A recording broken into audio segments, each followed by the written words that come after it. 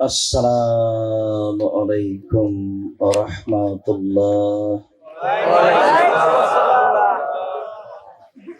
Innal hamdalillah nahmaduhu wa nasta'inuhu may yahdihillahu fala mudilla lahu wa may yudlil fala hadiya lahu. Wa ashhadu an la ilaha illallah wahdahu la sharika lahu wa ashhadu anna Muhammadan abduhu wa rasuluh. Amma ba'd. Fa'udhu billahi minasy syaithanir rajim. Ya ayyuhalladzina amanu ijtanibu katsiran minaz zann inna ba'daz zanni itsm. An Sahal ibn Sa'd radhiyallahu ta'ala anhu qala qala Rasulullah sallallahu alayhi wa sallam man yazman li ma baina lahyayhi wa ma baina rijlayhi azmallahu al-jannah. Rahul Bukhari মুসলিম। সম্মানিত উপস্থিতি, প্রশংসা আল্লাহর জন্য, শান্তি অবতীর্ণ হোক আল্লাহ রাসূলের উপর সাল্লাল্লাহু আলাইহি ওয়াসাল্লাম। আজকের দিনই বৈঠকের বক্তব্যের বিষয় গীবত, বদনাম, পরনিন্দা। গীবত সম্পর্কে গুরুত্বপূর্ণ তথ্যবহুল বিবরণের চেষ্টা করব ইনশাআল্লাহুল আজিজ। উল্লিখিত বিষয়ের উপর কথা বলার পূর্বে আজকের জন্য একেবারেই সংক্ষিপ্ত কথা যে আপনারা যে যেখানে আছেন আপনাদের চলাচল বন্ধ করে, কথাবার্তা বন্ধ করে, দোকানপাট ক্রয় বিক্রয় লেনদেন বন্ধ করে গুরুত্বপূর্ণ আলোচনা শোনার জন্য জোরালো প্রস্তুতি গ্রহণ করুন। আপনারা যারা মঞ্চে কথা বলছেন আপনাদের কথা বলা দ্রুত শেষ করুন। সম্মানিত উপস্থিতি, সকলকেই নিজ নিজ কর্ম ত্যাগ করে আলোচনা শোনার জন্য আমরা অনুরোধ জানাচ্ছি। যেসব পাপের কারণে পরকাল হারিয়ে যায় তার একটি বড় পাপ হচ্ছে গীবত। যেসব পাপগুলি মানুষের সাথে জড়িত তার একটি বড় পাপ হচ্ছে বদনাম, গীবত। আল্লাহর সাথে জড়িত পাপ ক্ষমা নেওয়া সহজ, তবে মানুষের সাথে জড়িত পাপ ক্ষমা নেওয়া সহজ নয়, এটা খুবই কঠিন।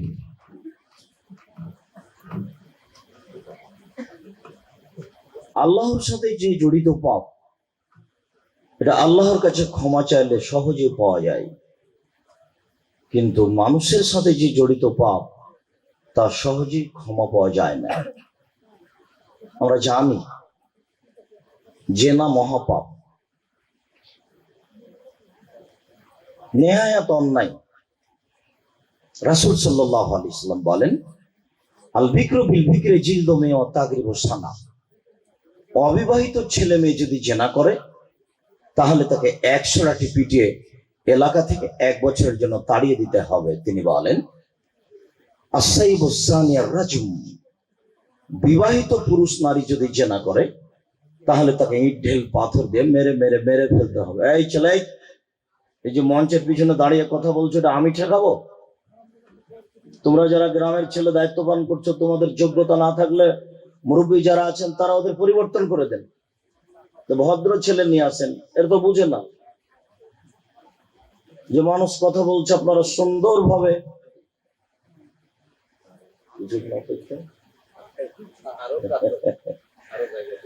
আচ্ছা, শুকরিয়া। জি, জেনা যত বড়ই অপরাধ হোক এরপরে এই পাপ আল্লাহর সাথে জড়িত। তিনি বলেন, আসাইবু জানিয়া রাজম। বিবাহিত পুরুষ নারী যদি জেনায় লিপ্ত হয় তাহলে তাকে ইট ঢেল পাথর দিয়ে মেরে মেরে মেরে ফেলতে হবে, তার বেঁচে থাকার কোনো সুযোগ নেই। তিনি বলেন, তিন শ্রেণীর মানুষের সাথে আল্লাহ বিচারের মাঠে কথা বলবেন না। তার এক শ্রেণীর মানুষ হচ্ছে শাইখুন জানিন, বেশি বয়সে জেনা করে যারা। বেশি বয়সে জেনায় লিপ্ত হলে আল্লাহ তাআলা তার সাথে বিচারের মাঠে কথা বলবেন না। দুই, মালিকুন কাদ্দাব, মিথ্যুক দায়িত্বশীল, মিথ্যুক হেড মৌলানা, মিথ্যুক হেডমাস্টার, মিথ্যুক প্রিন্সিপাল, মিথ্যুক ভাইস চ্যান্সেলর, মিথ্যুক গ্রাম্য সর্দার, মিথ্যুক মসজিদের মুতাল্লি, মিথ্যুক মেম্বার, মিথ্যুক চেয়ারম্যান, মিথ্যুক এমপি, মিথ্যুক মন্ত্রী, মিথ্যুক ডিসি, মিথ্যুক এডিসি, মিথ্যুক টিওনো, মিথ্যুক ইওনো। পৃথিবীতে যেখানে যারা মিথ্যা কথায় দায়িত্ব পালন করে, সে যত বড়ই পরহেজগার হোক, আল্লাহ তার সাথে বিচারের মাঠে কথা বলবেন না। তিন শ্রেণীর মানুষের সাথে আল্লাহ বিচারের মাঠে কথা বলবেন না। তার এক শ্রেণীর মানুষ হচ্ছে বেশি বয়সে জেনায় লিপ্ত হয় যারা। তিন শ্রেণীর মানুষের সাথে আল্লাহ বিচারের মাঠে কথা বলবেন না। তার এক শ্রেণীর মানুষ হচ্ছে মিথ্যা কথায় দায়িত্ব পালন করে যারা। তিন শ্রেণীর মানুষের সাথে আল্লাহ বিচারের মাঠে কথা বলবেন না। তার এক শ্রেণীর মানুষ হচ্ছে যারা টাকনোর নিচে পায়জামা প্যান্ট লুঙ্গি পরে। মঞ্চে, এই যে মঞ্চে সব দায়িত্ব পালন করছে, সবারই দেখলাম টাকনোর নিচে প্যান্ট পায়জামা। পাগল পেয়েছে। ধর্ম হাতের ময়লা, ধর্ম পৈতৃক সম্পত্তি, ধর্ম বাপের জমি। ধর্মের সাথে মজাক করে জান্নাত কিনতে চাই। শুনুন, তিন শ্রেণীর মানুষের সাথে আল্লাহ বিচারের মাঠে কথা বলবেন না।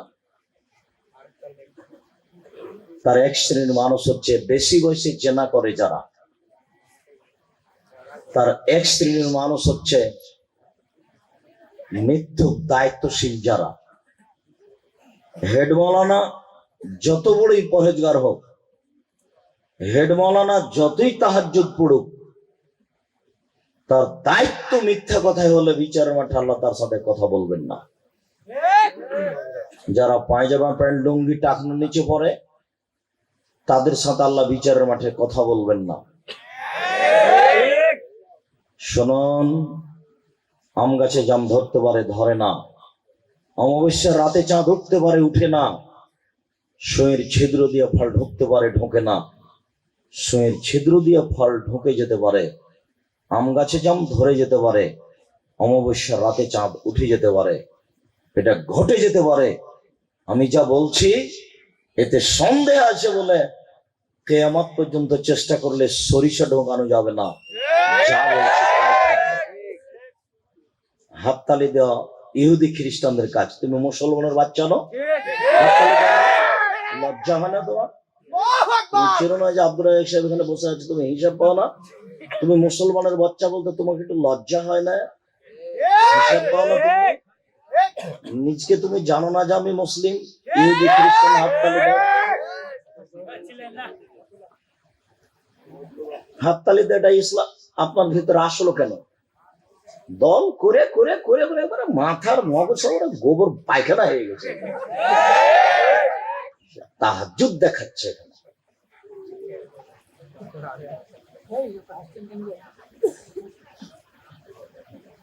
শুনুন সম্মানিত দিনী ভাই, জেনা যত বড়ই পাপ হোক, এরপরও আল্লাহর সাথে জড়িত পাপ। যদি আজকে রাতে উঠে বলে, আল্লাহ আমার ভুল হয়েছে, তুমি আমাকে মাফ করো, আমি আর জিন্দেগিতে কোনোদিন এই জেনার সাথে লিপ্ত হব না, ইনশাআল্লাহ আল্লাহ তার সমস্ত পাপ ক্ষমা করে দেবেন। এই জমিটা তোমাদের নিজস্ব জমি। 22, 62, 72 জমি জরিপ আছে, নিখুঁত জমি। তোমরা নিজেরা আলু চাষ করেছো, তুমি আর তোমার বাপ। গরুও তোমাদের, আলুও তোমাদের, বীজ তোমাদের। আলু চাষ করার পরে বড় আলুগুলি বস্তার মুখের উপরে রেখে মাত্র 5 টাকা ঠকিয়ে বিক্রি করেছ। এখন আল্লাহর কাছে ক্ষমা নাও দেখি।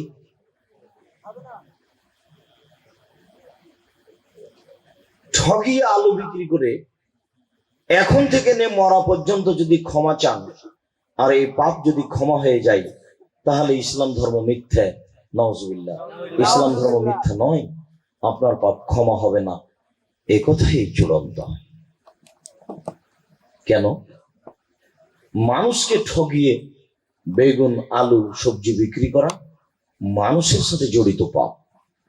যত মানুষকে ঠগিয়ে আলু বিক্রি করেছেন সমস্ত মানুষকে টাকা ফেরত দিতে হবে। আমরা বুঝাতে অক্ষম ইসলাম কাকে বলে। জাতির সামনে সত্য ধর্ম পেশ করতে পারলাম না, হয়তোবা সঠিক ধর্ম পেশ করতে পারলে জাতির পরিবর্তন ঘটত। যারা ধর্মের নামে দিন প্রচার করে তারা তো আর ধর্ম জানে না বা জানার চেষ্টা করে না।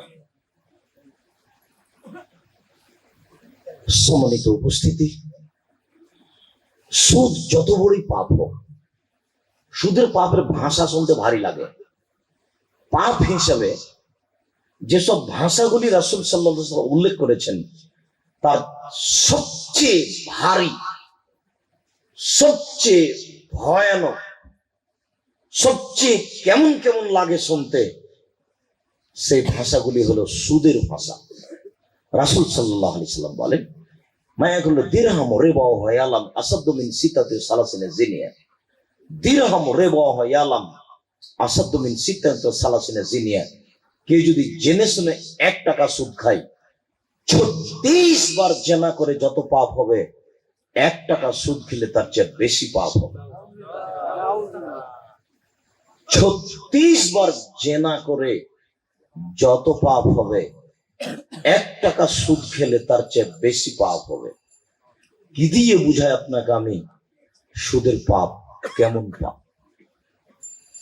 আবু হুরায়রা রাদিয়াল্লাহু তাআলা আনহু বলেন, রাসূল সাল্লাল্লাহু আলাইহি ওয়াসাল্লাম বলেছেন, আর রিবা 70 জুজান আইসার আহম রাজুলুম মাহু। সুদের পাপের 70টি ভাগ রয়েছে, ছোট থেকে বড়, বড় থেকে ছোট। সুদের পাপের 70টি ভাগ রয়েছে। ছোট ভাগ হলো মার সাথে জেনা করলে যেমন পাপ হয়। সুদের সবচেয়ে যেটা ছোট পাপ সেটা হলো মার সাথে জেনা করলে যেমন পাপ হয়। ভাষাই কেমন দেখেন, তিনি বলেন সুদের পাপের 70টি ভাগ রয়েছে, তার ছোট ভাগ হলো মার সাথে জেনা করলে যেমন পাপ হয়। সামর ইবনে জুনদুব রাদিয়াল্লাহু তাআলা আনহু বলেন, রাসূল সাল্লাল্লাহু আলাইহি ওয়াসাল্লাম বলেছেন, যারা সুদ খায় তাদেরকে রক্তের নদীতে ফেলে দেওয়া হবে। নদীতে পানি থাকবে না, শুধু রক্ত। নদীতে ফেলে দিয়ে তার মুখের উপরে পাথর মেরে তার মুখকে ভেঙে চৌচির করে দেওয়া হবে, পড়ে থাকবে রক্তের মধ্যে। এমন কোন দুনিয়াতে পাপই নেই যে পাপীর পড়ে থাকাটা রক্তের মধ্যে হবে, সুদখোর ছাড়া। বুঝাতে পারিনি। পৃথিবীর সবচেয়ে বড় পাপ হলো শিরক। শিরক করলে মানুষ জাহান্নামে যাবে, তবে রক্তের নদীতে পড়ে থাকবে না। পৃথিবীর দ্বিতীয় মহাপাপ হচ্ছে বাপ মায়ের অবাধ্য চলা। বাপ মায়ের অবাধ্য চললে মানুষ জাহান্নামে যাবে, যেতে পারে, তবে রক্তের নদীতে পড়ে থাকবে না। পৃথিবীর তৃতীয় মহাপাপ হচ্ছে মিথ্যা সাক্ষী দেওয়া। মিথ্যা সাক্ষী দিলে জাহান্নামে যাবে, তবে রক্তের নদীতে পড়ে থাকবে না। পৃথিবীর তৃতীয় পাপ হচ্ছে সন্তান হত্যা করা খাদ্যের ভয়ে। প্রায় মানুষের ছেলে একটা বা দুইটে, আবার দুইজনই তাহাজ্জুদ পড়ে, ধর্ম দেখাচ্ছে। একটা ছেলে নিয়ে আর ছেলে নেবে না, সুখী সংসার। ছেলেটা দুনিয়ার বদ শয়তান, এর নাম সুখী সংসার। খাদ্যের ভয়ে সন্তান নেয় না যারা, তারা হলো পৃথিবীর তৃতীয় মহাপাপী। যত বড়ই পাপী হোক না কেন, তবে রক্তের নদীতে পড়ে থাকবে না। যারা সুদ খায় তারা রক্তের নদীতে পড়ে থাকবে। সুদ মহাপাপ। এরপরেও কোটি কোটি টাকা সুদ খেয়েছে। ঢাকা শহরে দু একটা বাড়ি করেছে, রাজশাহীতে কয়েকটা করেছে, অ্যাকাউন্টে কোটি কোটি টাকা জমা। এরপরেও আজকে বক্তব্য শোনার পরে বলছে, আল্লাহ আমার ভুল হয়েছে, তুমি আমাকে মাফ করো, আমি আর জিন্দেগি কোনোদিন সুদ খাবো না। এই বলে যদি তওবা করে, এখন বলে, ইনশাল্লাহ এখনই সব পাপ ক্ষমা হয়ে যাবে। কেন? কেন? এই পাপ মানুষের সাথে জড়িত পাপ। কেন? এই পাপ আল্লাহর সাথে জড়িত পাপ। সুদ খাওয়া পাপ, আল্লাহর সাথে জড়িত পাপ। এটা ক্ষমা নেওয়া একেবারেই সহজ। আপনি একজন কসাই, গরু জবে করেন, গোস্ত বিক্রি করেন, কোটি টাকা ইনকাম করেন, তাতে আসে যায় না। কিন্তু প্রত্যেক দাঁড়িতে যে 50 করে গোস্ত কম দিচ্ছেন, এই যে পাপ হয়েছে, এই পাপ আপনি ক্ষমা নেন দেখি তওবা করে? অসম্ভব। এই পাপ মানুষের সাথে জড়িত পাপ। যত মানুষকে ওজনে কম দিয়েছেন, গোস্ত, মাছ, তরি তরকারি, সবজি, চাউল, ধান, সমস্ত মানুষকে এই পরিমাণ শস্য ফেরত দিতে হবে, নইলে টাকা ফেরত দিতে হবে। তাছাড়া তওবা করে এই পাপ ক্ষমা হবে না। এই পাপ যদি ক্ষমা হয়ে যায়, তাহলে ইসলাম ধর্ম মিথ্যা, ইসলাম ধর্ম সত্য নয়। সম্মানিত উপস্থিতি, আল্লাহর সাথে জড়িত পাপ ক্ষমা নেওয়া সহজ, তবে মানুষের সাথে জড়িত পাপ ক্ষমা নেওয়া সহজ নয়।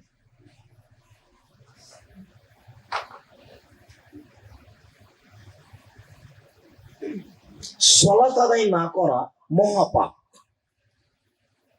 অজু করে সালাত আদায় করতে হয়, পানি নেই, তায়াম্মুম করে সালাত আদায় করেন, মাটি নেই, বিনা অজুতে বিনা তায়াম্মুমই করেন। পরিষ্কার কাপড় পরে নামাজ পড়তে হয়, পরিষ্কার নেই, যে কাপড়ে পেশাব পায়খানা লেগে আছে ওই কাপড়ই সালাত আদায় করেন। কারণবশত পরিষ্কার অপরিষ্কার কোনো কাপড়ই নেই, আপনি উলঙ্গ হয়ে আছেন, এই অবস্থাতেই সালাত আদায় করতে হবে। শত্রু তাড়া দিয়েছে, দৌড়িয়ে চলে যাচ্ছেন, দৌড়ানো অবস্থায় সালাত আদায় করতে হবে। গাড়িতে উঠে আছেন, শিকল ধরে আছেন, ঠেলে ঠেল মানে না, মানুষ এত বেশি, এই দাঁড়ানো অবস্থায় শিকল ধরেই সালাত আদায় করতে হবে। সালাত একটা আশ্চর্য ধরনের ইবাদত, যা মানুষের কোনো সমস্যা বুঝে না। একটা আশ্চর্য ধরনের ইবাদত, এইরকম কোন ইবাদত পৃথিবীতে নেই। হজ বিকল্প বুঝে, সালাত বুঝে না। আমি অসুস্থ, টাকা আপনাকে দিলাম, আপনি হজ করলেন, হজ আমার হয়ে গেল। কিন্তু সালাত এমন হয় না। সিয়াম, রোজা সুবিধা অসুবিধা বুঝে। আমি অসুস্থ, আমি রোজা থাকতে পারছি না, একজন অসহায় ফকির মিসকিনকে সকালে সন্ধ্যায় খাওয়ালাম, রোজা আমার হয়ে গেল। রোজা অসুবিধা বুঝে, সালাত অসুবিধা বুঝে না। আপনি যাকাত ফরজ হয়েছে দেননি, আপনি বলছেন আচ্ছা দিব দিব, শয়তানি করে কাটিয়ে দিলেন, আপনি বড় পাপী, আপনি কাফের নন। মুহাম্মদ সাল্লাল্লাহু আলাইহি সাল্লামের সঙ্গী সাথী বলছেন, আসহাবু মুহাম্মাদিন সাল্লাল্লাহু আলাইহি সাল্লাম লা ইয়ারাউনা তারকুহু কুফরুন গায়রা সালাহ। রাসূলের সঙ্গী সাথীগণ সালাত, নামাজ ছাড়া অন্য কিছু ছেড়ে দিলে তাকে কাফের মনে করতেন না, তবে শুধুমাত্র নামাজ ছেড়ে দিলে তাকে কাফের মনে করতেন।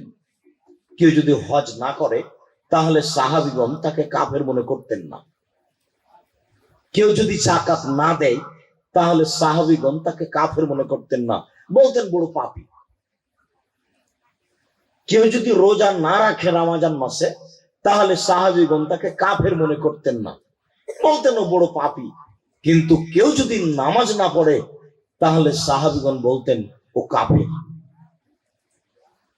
এ কারণেই সেই কালে ইমাম আহমদ ইবনে হাম্বল রাহিমাহুল্লাহ বলেছেন, কেউ যদি অলসতা করে এক ওয়াক্ত নামাজ ছেড়ে দেয় তাহলে তাকে হত্যা করতে হবে, মেরে ফেলতে হবে।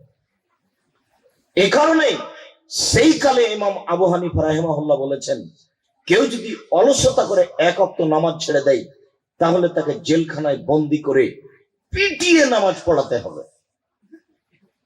আরবি বিদ্বানগণ এখন বলছেন, শেখ আব্দুল্লাহ বিন বাজ, নাসির উদ্দিন আলবানী, আব্বাদ, মাওলানা আল্লামা উসাইমিন রাহিমাহুল্লাহ, এনারা বলছেন যে স্বামী নামাজ পড়ে, স্ত্রী পড়ে না, স্ত্রী নামাজ পড়ে, স্বামী পড়ে না, তাহলে বিভাগ কেটে গেছে। বিভাগ নেই, চেয়ারম্যান লাগে না, মেম্বার লাগে না, খাতা কলম লাগে না, এমনিতেই গেছে, তাদের সংসার আর নেই।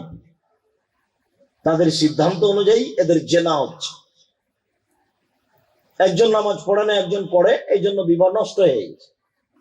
সলাত একটা আশ্চর্য ধরনের ইবাদত।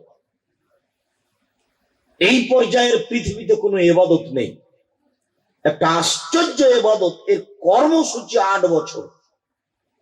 আর কোনো ইবাদতের কর্মসূচি নেই। 7 বছর বয়সে সলাত আদায় করতে বলতে হয়, 10 বছর বয়সে পিটিয়ে সলাত আদায় করাতে হয়, 15 পর্যন্ত। তাহলে এখানে থাকলো 5, আর এদিকে আছে 7, 7 থেকে নিয়ে 15, এই 8 বছর হচ্ছে সলাতের কর্মসূচি। এই জন্যই আমি আপনাদেরকে মাঝে মধ্যে বলেছি, বক্তব্য একটা শুনলেই জানতে পারবেন, অনেক বক্তব্য আছে, 250-300 নেটে আছে, www জুমার খুতবা আব্দুর রাজ্জাক বিন ইউসুফ টিপে টান দিলেই চলে আসবে শত শত বক্তব্য। যেখানে সেখানে পাবেন এই কথাগুলি, যে 15 বছর বয়সের ছেলে নামাজ পড়ে না, তার বাপ বেঁচে আছে, এ কথা মিথ্যে। আমরা এটা বলি না। এই ছেলেটার বয়স 15 বছর, নামাজ পড়ে না, তার বাপ বেঁচে নেই, এ কথাই ঠিক। কাপুরুষকে আমরা বাপ বলি না। অযোগ্য মানুষকে, কাপুরুষকে, ঘৃণিত বাপকে আমরা বাপ বলি না। 15 বছর বয়সের ছেলে নামাজ পড়বে না, বাপ বেঁচে আছে, এটা হতে পারে না, এটা হয় না।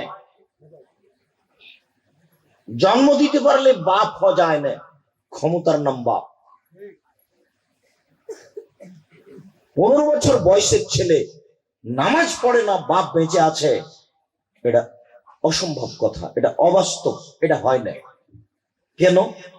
কোনদিনই রাসূল সাল্লাল্লাহু আলাইহি ওয়াসাল্লাম বলেননি, এই ছেলে তোমার বয়স 7 বছর, নামাজ পড়ো, নামাজ পড়ো।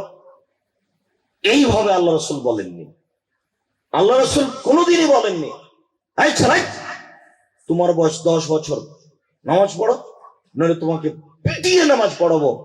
এইভাবে রাসূল সাল্লাল্লাহু আলাইহি ওয়াসাল্লাম কখনো কোনোদিন বলেননি। তিনি বলেছেন, মুরু আওলাদাকুম বিসসালাত ওয়াহুম আবনাউ সাব'i সিনিনা, তোমরা তোমাদের ছেলে মেয়েকে নামাজ পড়তে বলো যখন তার বয়স 7 বছর। তিনি বলেন, অযরিবহুম আলাইহা ওয়াহুম আবনাউ 10 সিনিনা, তোমরা তোমাদের ছেলে মেয়েকে পিটিয়ে নামাজ পড়াও যখন তার বয়স 10 বছর। বলেন তো আপনারা, আল্লাহর নবী ছেলেটাকে নামাজ পড়তে বললেন, না তার বাপকে বলছেন যে তুমি নামাজ পড়তে তোমার ছেলেকে বলো? বুঝাতে পারলাম না। আবার বলি, আল্লাহর নবী ছেলেটাকে নামাজ পড়তে বলছেন, না তার বাপকে বলছেন যে তুমি ছেলেকে বলো? পিটানোর সময় আল্লাহ রাসূল বললেন ছেলেটাকে যে তোমাকে পিটাবো, না বললেন তার বাপকে যে তুমি ছেলেকে পিটাও? তাহলে যে ছেলে 15 বছর বয়সে নামাজ পড়ে না, আপনি বলেন যে তার বাপ আছে? যদি ছেলেকে আল্লাহ রাসূল আদেশ করতেন তাহলে বিষয়টা বুঝতাম যে ছেলে নামাজ পড়ে না, হয়তো বাপ আছে। 15 বছর বয়স ছেলের নামাজ পড়ে না, এর তার বাপ বেঁচে আছে, এরকম কথা আমরা বিশ্বাস করি না। কাপুরুষকে, অযোগ্যকে আমরা বাপ বলি না, বলতে চাই না।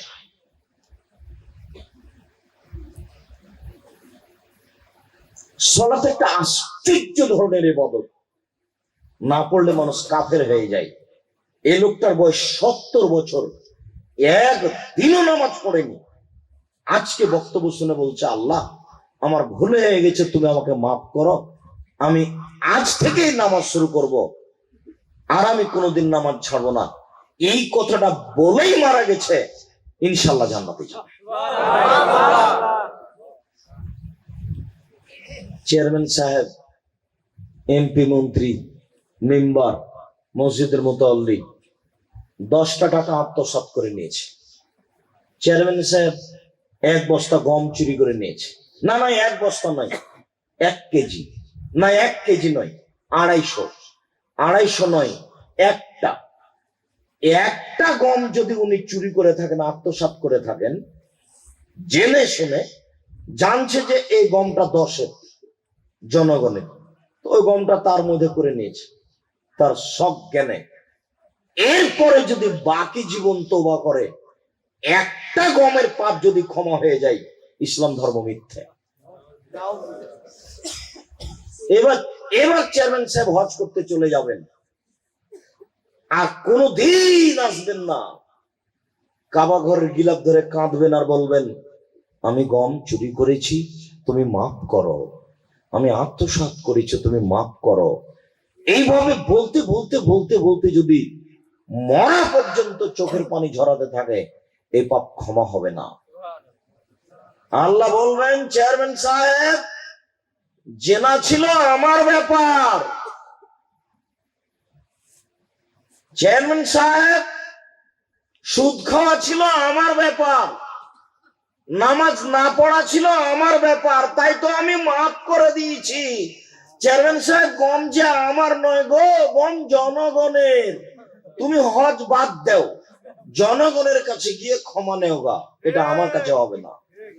তিনি বলেছেন, ইন্নী হারামতু যুলমা আলাইয়া, আমি আল্লাহ আমার উপরে অত্যাচার হারাম করেছি, আমি যদি ক্ষমা করি তাহলে আমি আল্লাহ নিজের উপরে অত্যাচার করলাম, আমি আল্লাহ নিজের উপরে অত্যাচার করব না, আমি আল্লাহ নিজের উপরে অত্যাচার করব না, আমি এই পাপ ক্ষমা করব না।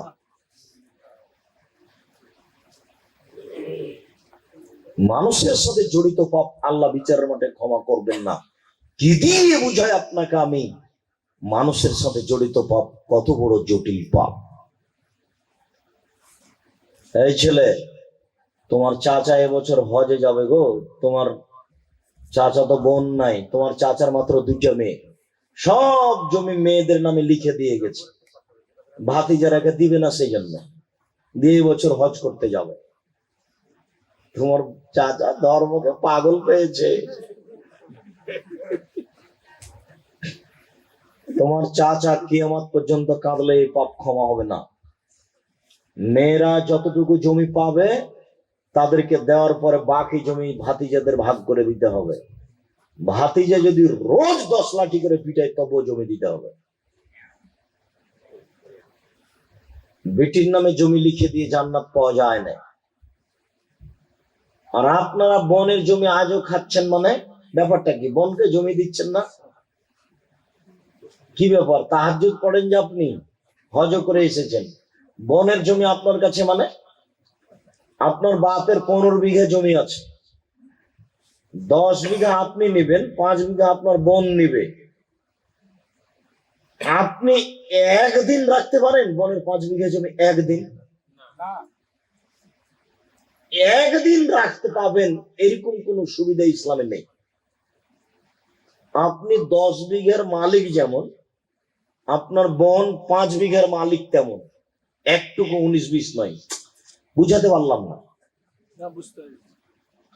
আপনি 10 বিঘার মালিক যেমন, আপনার বোন 5 বিঘার মালিক তেমন, এক চুল কমবেশ নয়। আজও জমি আপনার কাছে কেন? আগামীকাল সন্ধ্যা হতে হতে জমি ফেরত দিতে হবে বোনকে, জমি মেপে বুঝিয়ে দিবেন। আর তোমরা চিৎকার করো না, তোমাদেরকে বলেছি, তোমাদের খুব ভালোভাবে মনে আছে আমার পরামর্শ, আমি বলেছি ভিক্ষা করে খাও। আমি সরাসরি যে ভিক্ষা করতে বলছি তা বলি না, এত ছোট কাজ আমি তোমাকে করতে বলিনি। তুমি হয়তোবা আমার উপরে দোষ চাপাতে চাচ্ছ, আমি তা বলিনি কোনোদিন। আমি বলেছি তোমার বাপের জমিদারি আছে, বড় ব্যবসা করো, টাকা কম আছে কলা বিক্রি করে খাও, তার চেয়ে টাকা কম আছে চকলেট বিক্রি করে খাও। টাকাই যদি না থাকে দিন মজুরি করে খাও, 350 টাকা 300 টাকা পাবে একদিন দিন মজুরি করলে। 200 টাকা খাও, 100 টাকা রেখে দাও, যেদিন বৃষ্টি হবে সেদিন 100 টাকা খাও, সেদিন কাজ হবে না। একদিনই যদি 300 টাকা খেয়ে নাও, তাহলে তোমার স্ত্রী হস্তিনী, এ দিয়ে সংসার চলবে না। তোমার স্ত্রী সংসার বুঝে নাও, বোকা মহিলা, ও হস্তিনী, ওকে বুঝাতে হবে, নাহলে তাকে বাদ দিতে হবে। রাসূল সাল্লাল্লাহু আলাইহি ওয়াসাল্লাম বলেছেন ধ্বংস 3টি জিনিসে রয়েছে, তার 1 নম্বরে হচ্ছে ফিলমারা, স্ত্রীর মধ্যে ধ্বংস। আপনার সংসারে বরকত আসে না আপনার ওই বোকা স্ত্রীর কারণে। ও সংসারই বুঝে না। 1 কেজি বেগুন আনলে সবটুকু কেটে রান্না করে নেয়, ওর বুদ্ধি নেই, ঢং ঢং করে বাজারে যায়। ও দিয়ে সংসার চলবে না, ওকে বুঝান, না হলে তালাক দেন। যেই বস্তাতে চাউল আছে, পাত্রে চাউল আছে, চাউল শেষ করে খাওয়া যাবে না। চাউল শেষ করার পরে যদি আপনাকে আনতে বলে, তাহলে এই বাড়িতে আর বরকত আপনি রক্ষা করতে পারবেন না। বরকত ভিন্ন জিনিস, রুজি ভিন্ন জিনিস। চাউল এবং আটা দুটাই মেপে রুটি বানাতে হবে, রান্না করতে হবে, নইলে বাড়ি থেকে বরকত উঠে যাবে। বরকত ভিন্ন জিনিস, রুজি ভিন্ন জিনিস। টাকাই নাই, দিন মজুরি করে খান, মানুষের বাড়িতে কাজ করেন। যদি দিন মজুরি করে খেতে না পারেন, তাহলে ভিক্ষা করে খান। ভিক্ষা করা টাকা দিয়ে চাউল কিনে ভাত খেয়ে ইবাদত কবুল হবে। ভিক্ষা করা টাকা দিয়ে চাউল কিনে ভাত খেয়ে ইবাদত কবুল হবে। ভিক্ষা করা টাকা দিয়ে চাউল কিনে ভাত খেয়ে ইবাদত কবুল হবে। ভিক্ষা করা টাকা দিয়ে চাউল কিনে ভাত খেয়ে ইবাদত কবুল হবে। শ্বশুরের কাছে টাকা নিয়ে চাউল কিনে ভাত খেয়ে ইবাদত কবুল হবে না। যৌতুকের টাকা নিয়ে চাউল কিনে ভাত খেয়ে ইবাদত কবুল হবে না। নাপিতকে ঘর ভাড়া দিয়ে, নাপিতের কাছে ঘর ভাড়া নিয়ে ওই টাকা দিয়ে চাউল কিনে ভাত খেয়ে ইবাদত কবুল হবে না। নাপিত দাড়ি চাঁচে, দাড়ি চাঁচা হারাম। না দুজনের জেনা হল ইস্তেমা, 2 কানের জেনা হচ্ছে কান দিয়ে শোনা। বলে 1 জেনা হল বাচ্চ, হাতের জেনা হচ্ছে হাত দিয়ে ধরা। ও রিজিল জেনা হল মাসি, পায়ের জেনা হচ্ছে পা দিয়ে চলা। জেনাল কালব তাতামানা তাস্তাহি, অন্তরের জেনা হচ্ছে পরিকল্পনা করা। জেনাল লিসানে নুতক, জিহ্বার জেনা হচ্ছে কথা বলা। এগুলো সব জেনা। তোমার বোনকে যদি আমি বিশ্বলয়ের মেয়ে প্রমাণ করতে না পারি, জাতির জন্য বক্তব্য দেব না। তোমার বোন জান্নাতে যাবে না। রাসূল সাল্লাল্লাহু আলাইহি ওয়াসাল্লাম বলেছেন 3 শ্রেণীর মানুষ জান্নাতে যাবে না। 3 শ্রেণীর মানুষ জান্নাতে যাবে না।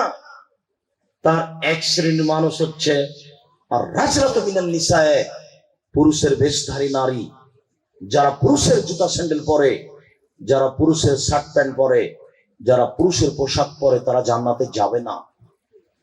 2, তোমার বাপ আর দায়ুস, যে বাড়িতে বেহায়ার সুযোগ দিয়েছো, জান্নাতে যাবে না। যার মেয়ে নগ্ন পোশাকে স্কুল কলেজে যায়, এ বাপ জান্নাতে যাবে না। যার মেয়ে নগ্ন পোশাকে স্কুল কলেজে যায়, ফতোয়া গায়ে দিয়ে কলেজে যায়, এর বাপ জান্নাতে যাবে না। তাহাজ্জুদ পড়েও হবে না, হজ করেও হবে না।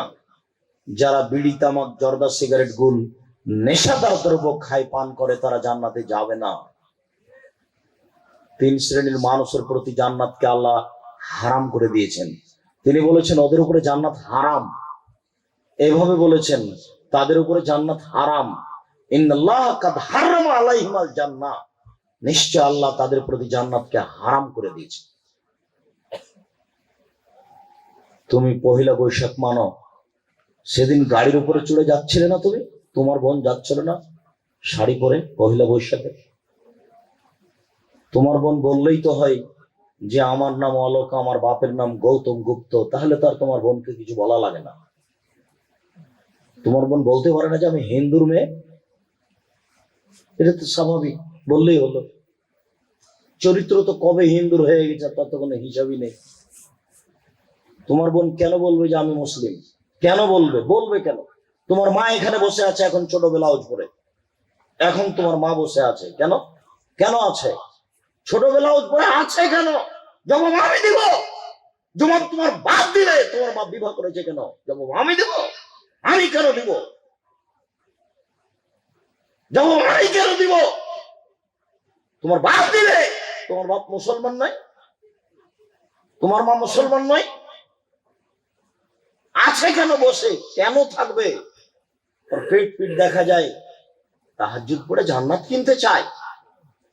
তোমার বোনে এখন বসে আছে মাথায় কাপড় না দিয়ে, ক্লাস 10-এ পড়ে। আছে কেন? কেন থাকবে? থাকবে কেন? কেন থাকবে? হয় ওকে বলতে হবে আমি হিন্দুর মেয়ে, আর নয় যদি বলে যে আমি মুসলিম, তাহলে মাথায় কাপড় দিতে হবে। দুইটার মধ্যে একটা, হয় এদিকে নয় ওইদিকে। তুমি মুসলিম, তোমার ধর্মের নাম ইসলাম, কোনো আপোষ নেই। নমনীয় কোনো কথা বলতে তোমার কাছে আসেনি, তোমার কাছে রুজি আমি এটা মনে করি না, কোনোদিন মনে করিনি। অতএব ধর্ম উপেক্ষা করে জান্নাত কেনার চেষ্টা করিও না। সম্মানিত উপস্থিতি, কথা মেনে চলার চেষ্টা করুন। আল্লাহ তৌফিক দান করুক, আল্লাহুম্মা আমিন। আপনি রিকশাওয়ালাকে থাপ্পড় মারলেন কেন? রিকশাওয়ালাকে থাপ্পড় মারার পরে কিয়ামত পর্যন্ত তওবা করলে পাপ ক্ষমা হবে না। রিকশাওয়ালাকে খুঁজে বের করে রিকশাওয়ালার হাত ধরে বলতে হবে, রিকশাওয়ালা গো, তোমাকে আমার মারাটা ভুল হয়েছে, তুমি আমাকে মাফ করো। এই কথা বলার পূর্ব পর্যন্ত এই পাপ ক্ষমা হবে না। গীবত, পরনিন্দা, মানুষের সাথে জড়িত পাপ। গীবত করার পরে, বদনাম করার পরে আল্লাহর কাছে তওবা করে এই পাপ ক্ষমা হবে না। যার বদনাম করা হয়েছে, যার গীবত করা হয়েছে, তার কাছে হাত ধরে ক্ষমা নিতে হবে। মহান আল্লাহ বলেন, ইয়া আইয়ুহাল্লাযীনা আমানু, হে বিশ্বাসীগণ, ইজতানিবু কাসীরাম মিনাজ জান, তোমরা মানুষের প্রতি বেশি বেশি ধারণা করো না। ধারণায় পাপ হয়। আবু হুরায়রা রাদিয়াল্লাহু তাআলা আনহু বলেন, রাসূল সাল্লাল্লাহু আলাইহি সাল্লাম বলেছেন, ইয়াকুমুয যান্না ফাইন্না যান্না আকযাবুল হাদিস, তোমরা ধারণা থেকে বেঁচে থাকো, ধারণাই সবচেয়ে বড় মিথ্যে।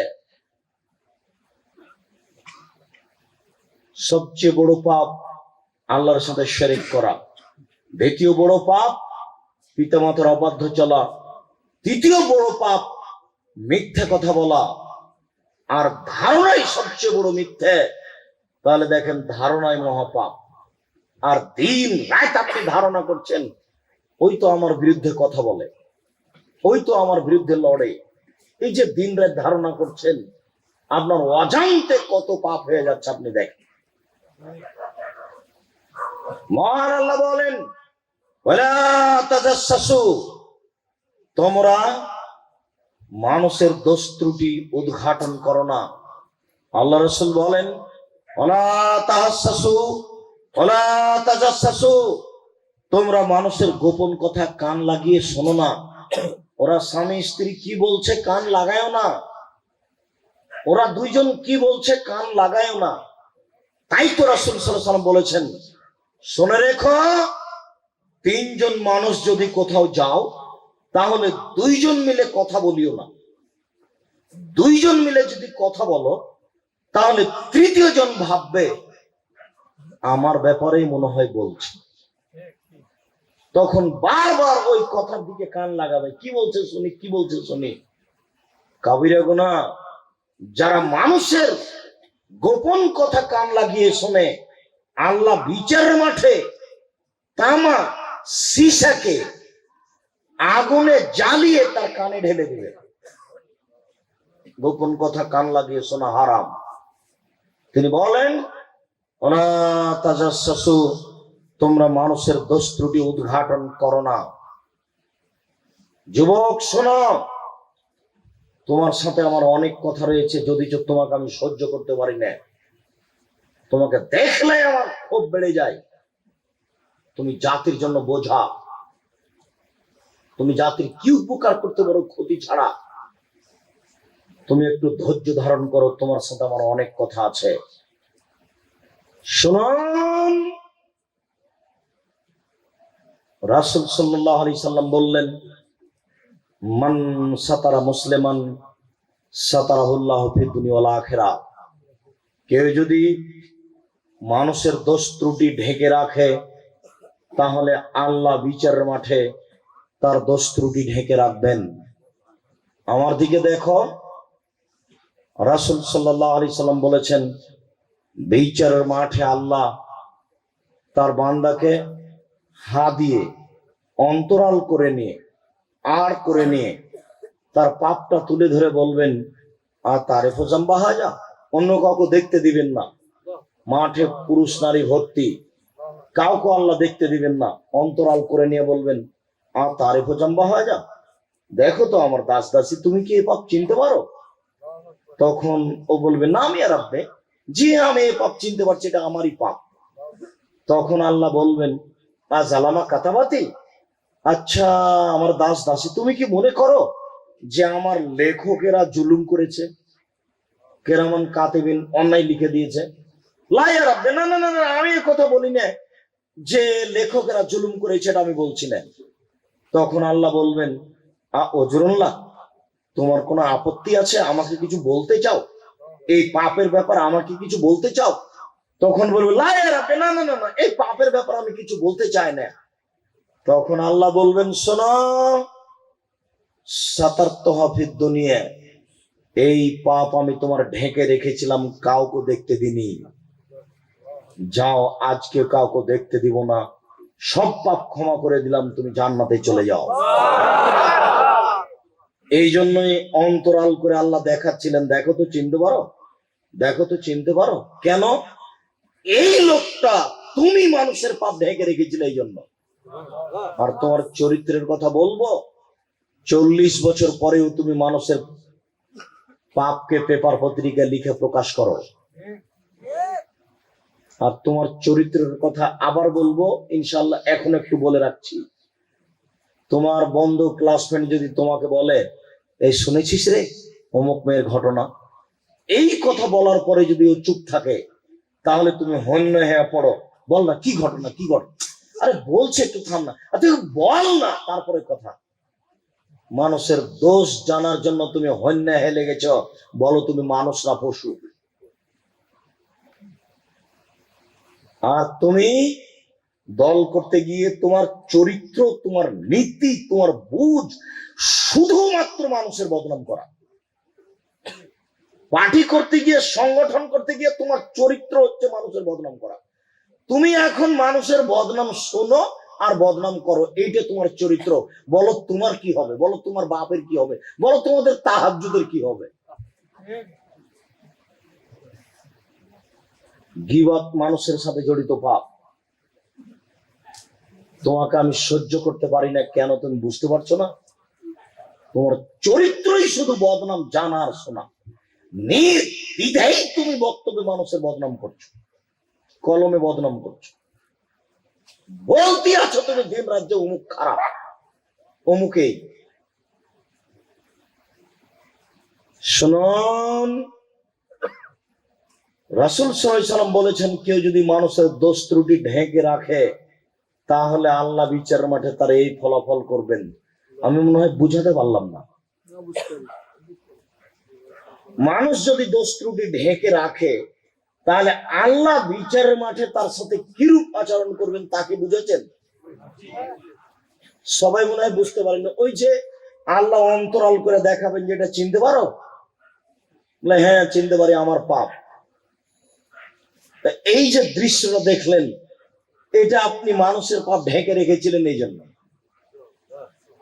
আবার দেখেন, যা মাইজ ইবনে মালিক আন-নবী সাল্লাল্লাহু আলাইহি সাল্লাম, মাইজ আসলামী আল্লাহ রাসূলের কাছে এসে বলছেন, আল্লাহ রাসূল, তাহের নিয়ে আমাকে পবিত্র করুন।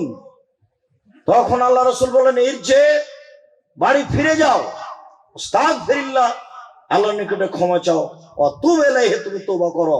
লোকটি চলে গেল, একটু গিয়ে ফিরে এসে বলছে, আল্লাহ রাসূল আমাকে পবিত্র করুন। আল্লাহ রাসূল বললেন, তুমি বাড়ি ফিরে যাও, আল্লাহর নিকটে ক্ষমা চাও, তওব ইলাইহি, তুমি তওবা করো, তোমার পাপ ক্ষমা হয়ে যাবে। লোকটি চলে গেল, একটু গিয়ে আবার ফিরে এসে বলছে, আল্লাহ রাসূল আমাকে পবিত্র করুন। আল্লাহ রাসূল বলেন, ইরজে, তুমি বাড়ি ফিরে যাও, আস্তাগফিরুল্লাহ, আল্লাহর নিকটে ক্ষমা চাও, অতুব ইলাইহি, তুমি তওবা করো। লোকটি চলে গেল, একটু গিয়ে আবার ফিরে এসে বলছে, আল্লাহ রাসূল আমাকে পবিত্র করুন। তখন আল্লাহ রাসূল বলছেন, আবিহি জনুন, লোকটা কি পাগল? আর আমি বলছি তুমি চলে যাও, সে যায় না কেন? আমার কি কথা বুঝে না? সে কি পাগল? কালু লাইসা বিমাজনুন, সাহাবীগণ বললেন, জি না, ও পাগল নয়, ও ভালো মানুষ। তখন আল্লাহ রাসূল বললেন, আশারে বা খামরান, তাহলে সে কি মদ পান করেছে, তাই তার মস্তিষ্ক বিকৃত হয়েছে, সে আমার কথা বোঝে না? আমি যে তাকে চলে যেতে বলছি, সে যায় না কেন? ফাকামা রাজুলুন ফাস্তান কাহু, একটা লোক দাঁড়ালো, দাঁড়িয়ে মুখে নাক লাগিয়ে মুখটা সঙ্গে দেখে বলল, মাশারে বা খামরান, আল্লাহ রাসূল এ তো মদ পান করেনি, এ ভালো মানুষ। তখন আল্লাহ রাসূল বলছেন, আ জানাইতা, তুমি কি জেনা করেছো? যুবক, তোমাকে বলছি, আল্লাহর নবী তো প্রথমেই বলতে পারতেন যে তোমাকে কেন পবিত্র করব। প্রথমবার বললেন না, ফিরিয়ে দিলেন। দ্বিতীয়বার বললেন না, ফিরিয়ে দিলেন। তৃতীয়বার বললেন না, ফিরিয়ে দিলেন। চতুর্থবার ফিরিয়ে দেওয়ার সময় বলছেন, ও কি পাগল? এখনো বলছেন না যে তোমাকে কেন পবিত্র করব। পঞ্চমবারে বলছেন, ও কি মদ খেয়েছে, আমার কথা বুঝে না, আমি যে তাকে চলে যেতে বলি, সে যায় না কেন? তার মানে আল্লাহ রাসূল বলতে চাচ্ছেন না যে তোমার পাপটা কি, বলতে চাচ্ছেন না, মানে ঢেকে রাখতে চাচ্ছেন। যুবক, তোমাকে আমি কি দিয়ে বুঝাই? আল্লাহ রাসূল একটা মানুষের দোষকে ঢেকে রাখার কত চেষ্টা করেছেন। প্রথমবারই বলতে পারতেন যে কেন পবিত্র করব, ঘটনা কি। আমি মনে হয় হাদিস বুঝাতে পারছি না। আল্লাহ রাসূল প্রথমেই বলতে পারতেন যে কেন, ঘটনা কি, ব্যাপার কি, ব্যাপার তোমাকে পবিত্র করব কেন, কি হয়েছে। কিন্তু আল্লাহ রাসূল তা বলেননি, ঢাকতেই থাকলেন, আরো চেষ্টা করতেই থাকলো, শেষ পর্যন্ত কথা প্রকাশ হলো। তখন আল্লাহ রাসূল বললেন, এই শোনো, তোমরা একে মাঠে নিয়ে যাও, ইট ঢিল পাথর দিয়ে মেরে ফেলো, এ জেনায় লিপ্ত হয়েছে। যুবক, তোমার সাথে যে কথাটি বলবো এখনো সেই কথা শেষ হয়নি। শোনো, মাইজ আসলামী যে বাড়িতে কাজ করত, সেই মালিকের নাম হুজ্জাল, ও ধনী মানুষ, আর মাইজ আসলামী গরিব মানুষ। ধনী মানুষ হুজ্জালের স্ত্রীর সাথে মাইজ আসলামী জেনায় লিপ্ত হয়, এইটা মালিক জানতে পারেন। তারপরে বলেন, মাইজ, ঘটনা যখন ঘটে গেছে, তুমি রাসূলের কাছে যাও তো, বলো তো, দেখো তো তিনি কি বলেন। তাই রাসূলের সামনে পেশ করেছেন ঘটনা মাইজ আসলামী। ঘটনা প্রকাশ হয়ে গেল, যা হওয়ার তা হলো, বিদায় হয়ে গেলেন দুনিয়া থেকে ইট ঢিল পাথর খেয়ে, ঘটনা শেষ। কোন একদিন হুজ্জাল রাস্তা দিয়ে যাচ্ছেন, আল্লাহর নবী আসছেন, মুখামুখি দেখা। হুজ্জাল যাচ্ছেন, আল্লাহ রাসূল আসছেন, মুখামুখি দেখা। তখন আল্লাহ রাসূল বলছেন, হুজ্জাল, ওহ লাউ সাতারতা খাবারা মাইজ মে মালিক বি সাবিক লাকুম তা খায়রান কাসীর। ওহ, তুমি যদি মাইজ আসলামের ঘটনাটা তোমার কাপড়ের ভিতরে লুকিয়ে রাখতে, হুজ্জাল, তাহলে যে কত ভালো হতো। তুমি যে কেন আমার কাছে পাঠালে? আমার কাছে কথা প্রকাশ হলে বিচার হয় হুজ্জাল, আমার কাছে কথা প্রকাশ হলে বিচার হয় হুজ্জাল। তুমি যদি কথাটা ঢেকে রাখতে, তাহলে যে কত ভালো হতো। তুমি যদি বলতে, সত্তা, এই কথা যেন কাউকে বলো না, তুমি আল্লাহর কাছে ক্ষমা চাও, এই বলে যদি তুমি ঘটনাটা লুকিয়ে রাখতে, তাহলে যে কত ভালো হতো, বেহিসাব ভালো হতো। যুবক, তোমাকে আমি বুঝাতে পারলাম না হাদিস। এ হাদিস 1450 বছর থেকে হাদিস গ্রন্থে আছে। আমি অনুবাদক। যুবক, বলো তোমার চরিত্রের কি হবে, বলো তোমার কি হবে? তুমি যে দিন রাত মানুষের পাপের কথা বলছো, দিন রাত, তোমার যে চরিত্রই তাই, তোমার গোটা দেহটাই যে বদনাম দিয়ে গড়া। তুমি কেন নির্বাচনে গেছো? ভিক্ষা করে খেতে পারো না? তুমি কেন পিছে পিছে বেড়াচ্ছ টাকনু নিচে প্যান্ট করে? লোকের ব্যাগ বহন করো, কাপুরুষ, ভিক্ষা করে খেতে পারো না? তুমি আমার নীতিকে উল্টে ধরতে পারবে না। আমি মুসলিম, আমার কথা মেনে নিতে হবে, নইলে মাথা নিচু করে এখান থেকে উঠে যেতে হবে। এমন কোন মায়ের বেটা কিয়ামত পর্যন্ত জন্ম নেবে না যে আমার কথাকে উপেক্ষা করে চলতে পারে। তুমি সাবধান, মনে রেখো, আমি তোমাকে সহ্য করতে পারি না বলে আমি ক্ষেপে উঠি। আমি তোমার বিদ্যাকে সহ্য করতে পারি না, আমি তোমার নোংরা বর্বর চরিত্রকে সহ্য করতে পারি না। তুমি ওখানে গেলে কেন? তুমি ভিক্ষা করে খেতে পারো না? তুমি নেতার পিছে ঘুরে বেড়াও, তুমি তাহাজ্জুদ পড়ে জান্নাত কিনতে চাও? জান্নাত বাপের সম্পত্তি, জান্নাত পড়ে আছে। জাन्नत राजशाही चांपाईनबाबगंज हवाई लड्डू, दोनों हाथ में लड्डू है, जो चाहे उसको खा ले, जो चाहे उसको छोड़ दे। জান্নাত কি হাওয়াই লাড্ডু নাকি চাঁপাইনবাবগঞ্জের? জি না, জান্নাত নীতি দিয়ে পাওয়া যায়, অনীতি দিয়ে পাওয়া যায় না। তুমি এখানে আসিও না, তোমার এটা প্রয়োজন নাই। তুমি কষ্ট নিও না যুবক, আমি তোমাকে ভিক্ষা করে খেতে বলিনি, আমি বলেছি তুমি কাজ করে খাও। যদি কাজ না পাও তাহলে ভিক্ষা করে খাও। শেষ স্তর আমার ভিক্ষা করে খাওয়া। তবে তুমি এই চরিত্রে গড়ে উঠো না। তুমি রাস্তাঘাট ঘেরতে যাও না, তুমি পিছে পিছে দৌড়াইয়ে যাও না, তুমি ওখান থেকে কেটে পড়ো। আমরা এক সন্ধ্যায় যাই না, যেদিকে কাউন্টার আছে ওইদিকে দেখি না তাকিয়ে। আজ পর্যন্ত যেদিকে ভোট কাউন্টার আছে সেদিকে কোনোদিন দেখিনি, ওই দিকে আছে এইভাবে কোনোদিন ভোট কাউন্টার দেখিনি। তোমাকে বলে গেলাম, আমাদের রুজি হয় না, তোমার চেয়ে ভালো হয়, তোমার বংশের সবার চেয়ে ভালো হয়। তুমি দেখতে পাচ্ছ না রুজি উপরে আছে, ওখানে সন্তুষ্ট করে রুজি উপার্জন করো, সহজে জান্নাত হবে ইনশাআল্লাহ। উনি যে কত দয়া নিয়ে অপেক্ষা করছেন তোমাকে বুঝাতে পারেনি যুবক। দয়ার ভান্ডার নিয়ে উপেক্ষা করছেন, খালি তুমি একটু ঘুরলেই খুশি হয়ে যাবে, খালি তুমি একটু ঘুরে দাঁড়ালে খুশি হয়ে যাবেন। আচ্ছা ঠিক আছে, তুমি যা চাইলে সব দিয়ে দিলাম তোমাকে, যাও। খালি একটু তোমাকে ঘুরা চাচ্ছেন যে তুমি কখন ফিরে আসবে। দেখো, তুমি 40 বছর পরে মানুষের পাপ পেপা পত্রিকায় লিখো। এই শোনো, এই ছেলে, একজন মানুষ মারা গেলে কয়দিন শোক পালন করতে হয় বলো তো? 3 দিন। স্ত্রী যদি মারা যায় কয়দিন স্বামীর জন্য শোক পালন? স্বামী যদি মারা যায় কয়দিন শোক পালন করবে? 4 মাস 10 দিন। তুমি যে 40 বছর পরেও শোক পালন করো, তুমি জানো না যে আমি মুসলিম? তুমি ভুলে গেছো গো? আচ্ছা, তুমি হিন্দু হয়ে গেছো নাকি? কাপুরুষ, অশিক্ষিত ছেলে, বন্য, বর্বর, অসভ্য, তুমি কুসন্তান, তুমি কুসন্তান, তুমি কুসন্তান, তুমি কুসন্তান, তুমি ঘৃণিত সন্তান। এই ছেলে, কুসন্তান কে? যে তার বাপকে কবর দিয়ে এসে বাড়িতে ঢুকে তার বাপের ছবিকে সুন্দর করে সাজিয়ে ঝুলিয়ে রেখেছে, হলো কুসন্তান। সুসন্তান কে? ভালো ছেলেকে। সুসন্তানকে, ভালো ছেলেকে, সুসন্তানকে। ওই ছেলে ভালো ছেলে, ওই ছেলে সুসন্তান। যেই ছেলে বাপের কবর দিয়ে এসে বাড়িতে ঢুকে পাসপোর্ট সাইজের একটা ছবি ছিল হজ করা, ওই ছবিটাকে একেবারে টুকরো টুকরো করে ছিঁড়ে ফেলে কবরের পাশে গিয়ে হাত তুলে বলছে, রব্বির হামহুমা কামা রাব্বায়ানি সাগীরা, হে আমার প্রতিপালক, তুমি আমার বাপ মাকে ক্ষমা করো।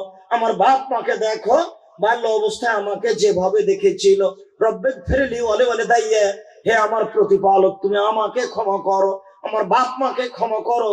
আল্লাহুম্মা ফিরলি আবি অরফা দারজাতাহু ফিল মাহাদিন ওয়াসলাহু ফি কাবরিহি ওয়া নাব্বিলাহু ফিহি। আল্লাহ তুমি আমার বাপকে ক্ষমা করো, তাকে তুমি উচ্চ মর্যাদা দান করো, তুমি তার কবরকে প্রশস্ত করো, তুমি তার কবরকে আলোকিত করো। আল্লাহুম্মা ফিরলাহু, আল্লাহ তুমি তাকে ক্ষমা করো। ওয়ারহামহু, তুমি তার প্রতি রহমত নাযিল করো। ওয়াফিহি, তুমি তাকে মাফ করো। ওয়াফানহু, তুমি তার প্রতি নিরাপত্তা অবতীর্ণ করো। ওয়াকরিম নুজুলাহু, তুমি তাকে দামি সম্মানী খাদ্য খেতে দাও। ওয়াসমাত খালাহু, তুমি তার থাকার জায়গা প্রশস্ত করে দাও। ওয়াকসিল বিল মাই ওয়াসালজাল বারাদ কামা আকাইদা সাবরাহু মিনাদ দানাস, তুমি তাকে ঠান্ডা স্বচ্ছ পানি দিয়ে ধুয়ে পরিষ্কার করে দাও, যেমন ভাবে সাদা কাপড়কে ময়লা থেকে ধুয়ে পরিষ্কার করা হয়। আব্দুলহু দারান খায়রান মিন দারিহি, আল্লাহ দুনিয়াতে যে বাড়ি ছিল তার চেয়ে সুন্দর বাড়ি দাও। আহলান খায়রান মিন আহলিহি, দুনিয়াতে যে পরিবার ছিল তার চেয়ে সুন্দর পরিবার দাও। ওয়াসাওজান খায়রান মিন যাওজিহি, দুনিয়াতে যে স্ত্রী ছিল তার চেয়ে সুন্দর স্ত্রী দাও। ওয়াদখিলহু জান্নাহ, তুমি তো জান্নাতে প্রবেশ করাও। ওয়াজমিন আযাবিল কবর, তুমি তাকে কবরের শাস্তি থেকে বাঁচাও। মিন আযাবিন নার, তুমি তাকে জাহান্নামের শাস্তি থেকে বাঁচাও। এই ছেলে সুসন্তান। আমি মনে হয় তোমাকে বুঝাতে পারলাম না, আমি যদি বুঝাতে না পারি আমি ব্যর্থ। এই ছেলে সুসন্তান। আর যে ছেলে বাপের ছবিকে সাজিয়ে রেখেছে ও হলো কুসন্তান, ও অশিক্ষিত, ও বন্য, ও বর্বর। তোমার মা শোকে যে পুতুল সাজিয়ে রেখেছে দেখিও আজকে গিয়ে। আমার বক্তব্যের সাথে মুনাফিকি করো না। বাড়িতে ঢুকে যত ছবি মূর্তি পুতুল যা কিছু আছে, পেপার পত্রিকাতে যত ছবি আছে, কাগজে যা কিছু আছে, রূপা সোনার হীরা মুক্তার, সব একবারে ভেঙে ছিঁড়ে চৌচির করে ফেলে ঘুমাবা কাপুরুষ। বক্তব্যের সাথে নাফরমানি করো না, বক্তব্যের সাথে মুনাফিকি করো না। বক্তব্যের সাথে মুনাফিকি করে সফলতা অর্জন করতে পারবে না। তোমার বাপ অবুঝ মানুষ, তোমার বাপ অবুঝ মানুষ একটা খাট তৈরি ঢং দেখাচ্ছে, মোটা অংশ মহিলা এখানে দিয়ে পাঠাচ্ছে।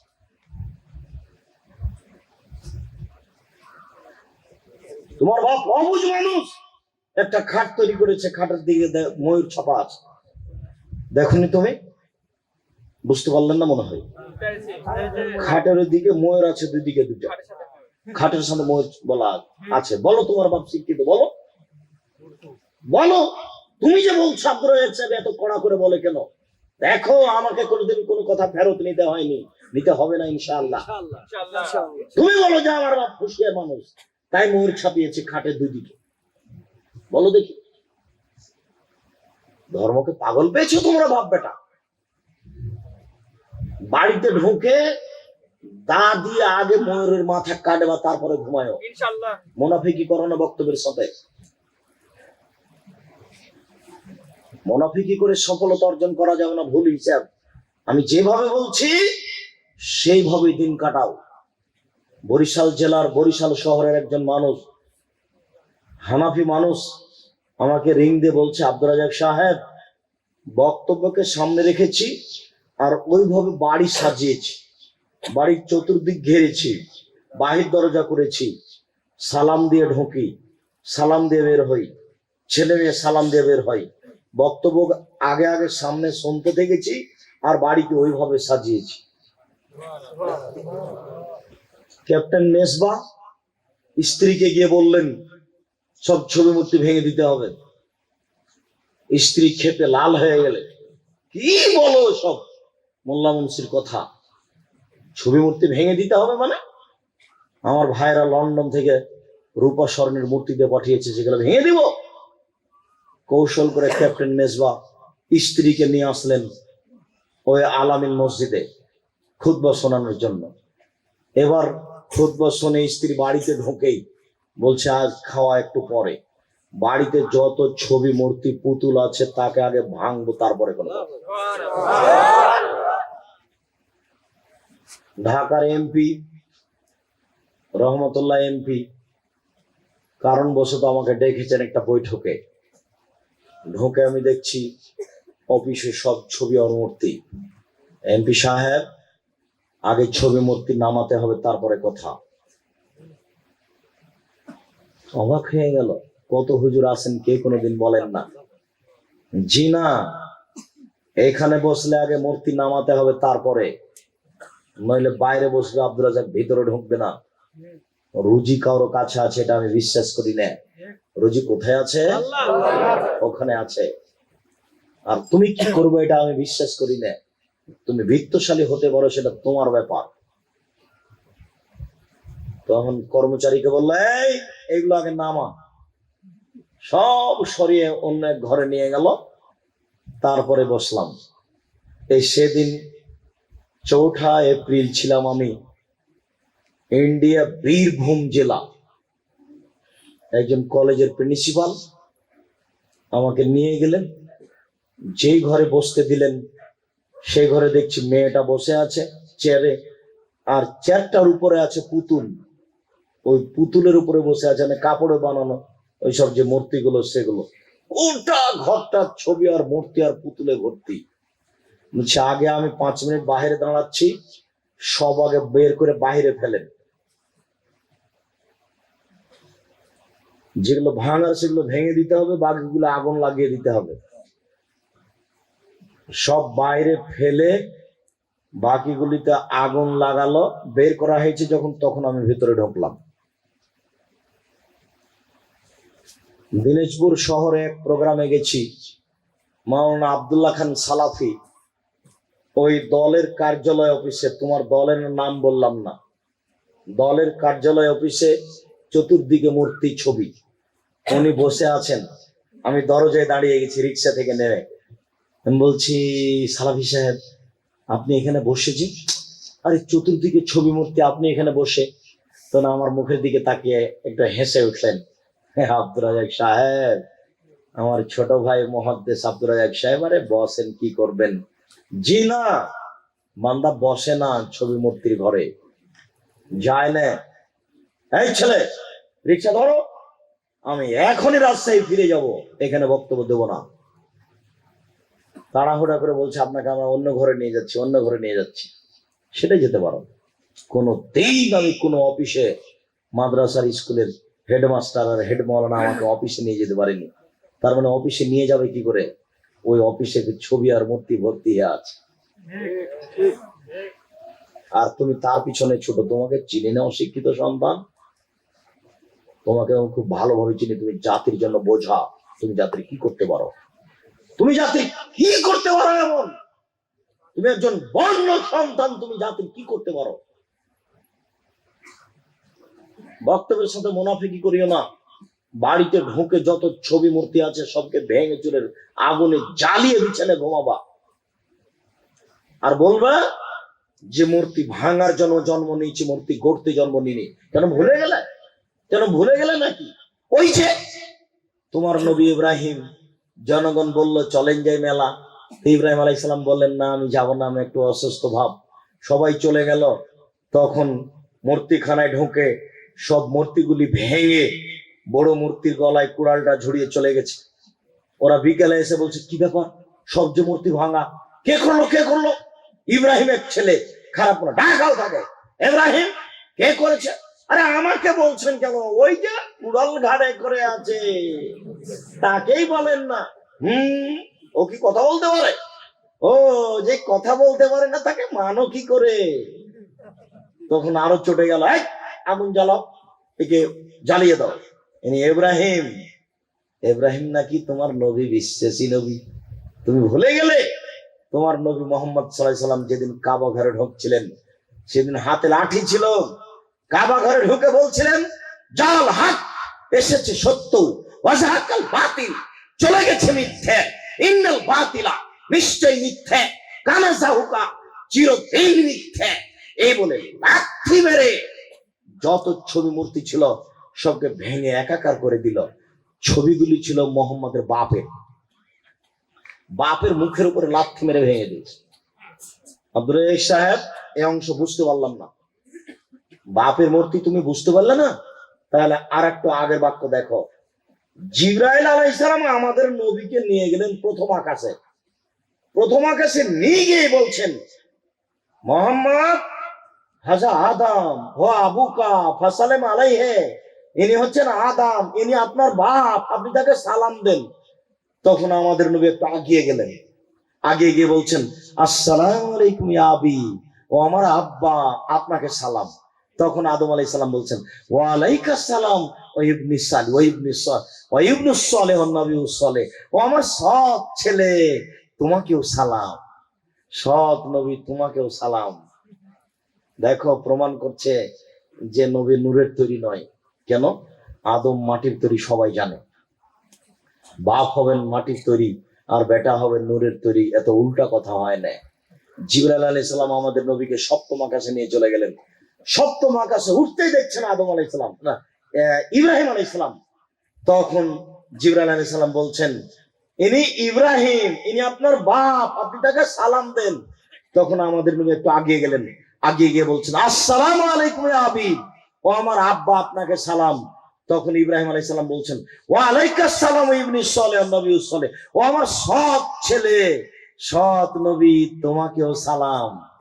আদম আলাইহিস সালাম আর ইব্রাহিম আলাইহিস সালামের শব্দের মধ্যে কোনো পার্থক্য নেই। যা বলেছেন আদম তাই বলেছেন ইব্রাহিম, যা বলেছেন আদম তাই বলেছেন ইব্রাহিম। দুইজনই বললেন, তুমি আমার বেটা। বুঝাতে পারলাম না মনে হয়। এবার কাবা ঘরে যে মূর্তিগুলো ছিল, সেই মূর্তিগুলো ছিল ইব্রাহিম আলাইহিস সালামের। এবার বলো তুমি, যে লাথি মেরে ভেঙে দিলেন মোহাম্মদ সাল্লাল্লাহু আলাইহি ওয়াসাল্লাম, ওগুলো কার মূর্তি ছিল? বলো ওর বাপের। বলেন, বুঝাতে পারলাম না মনে হয়।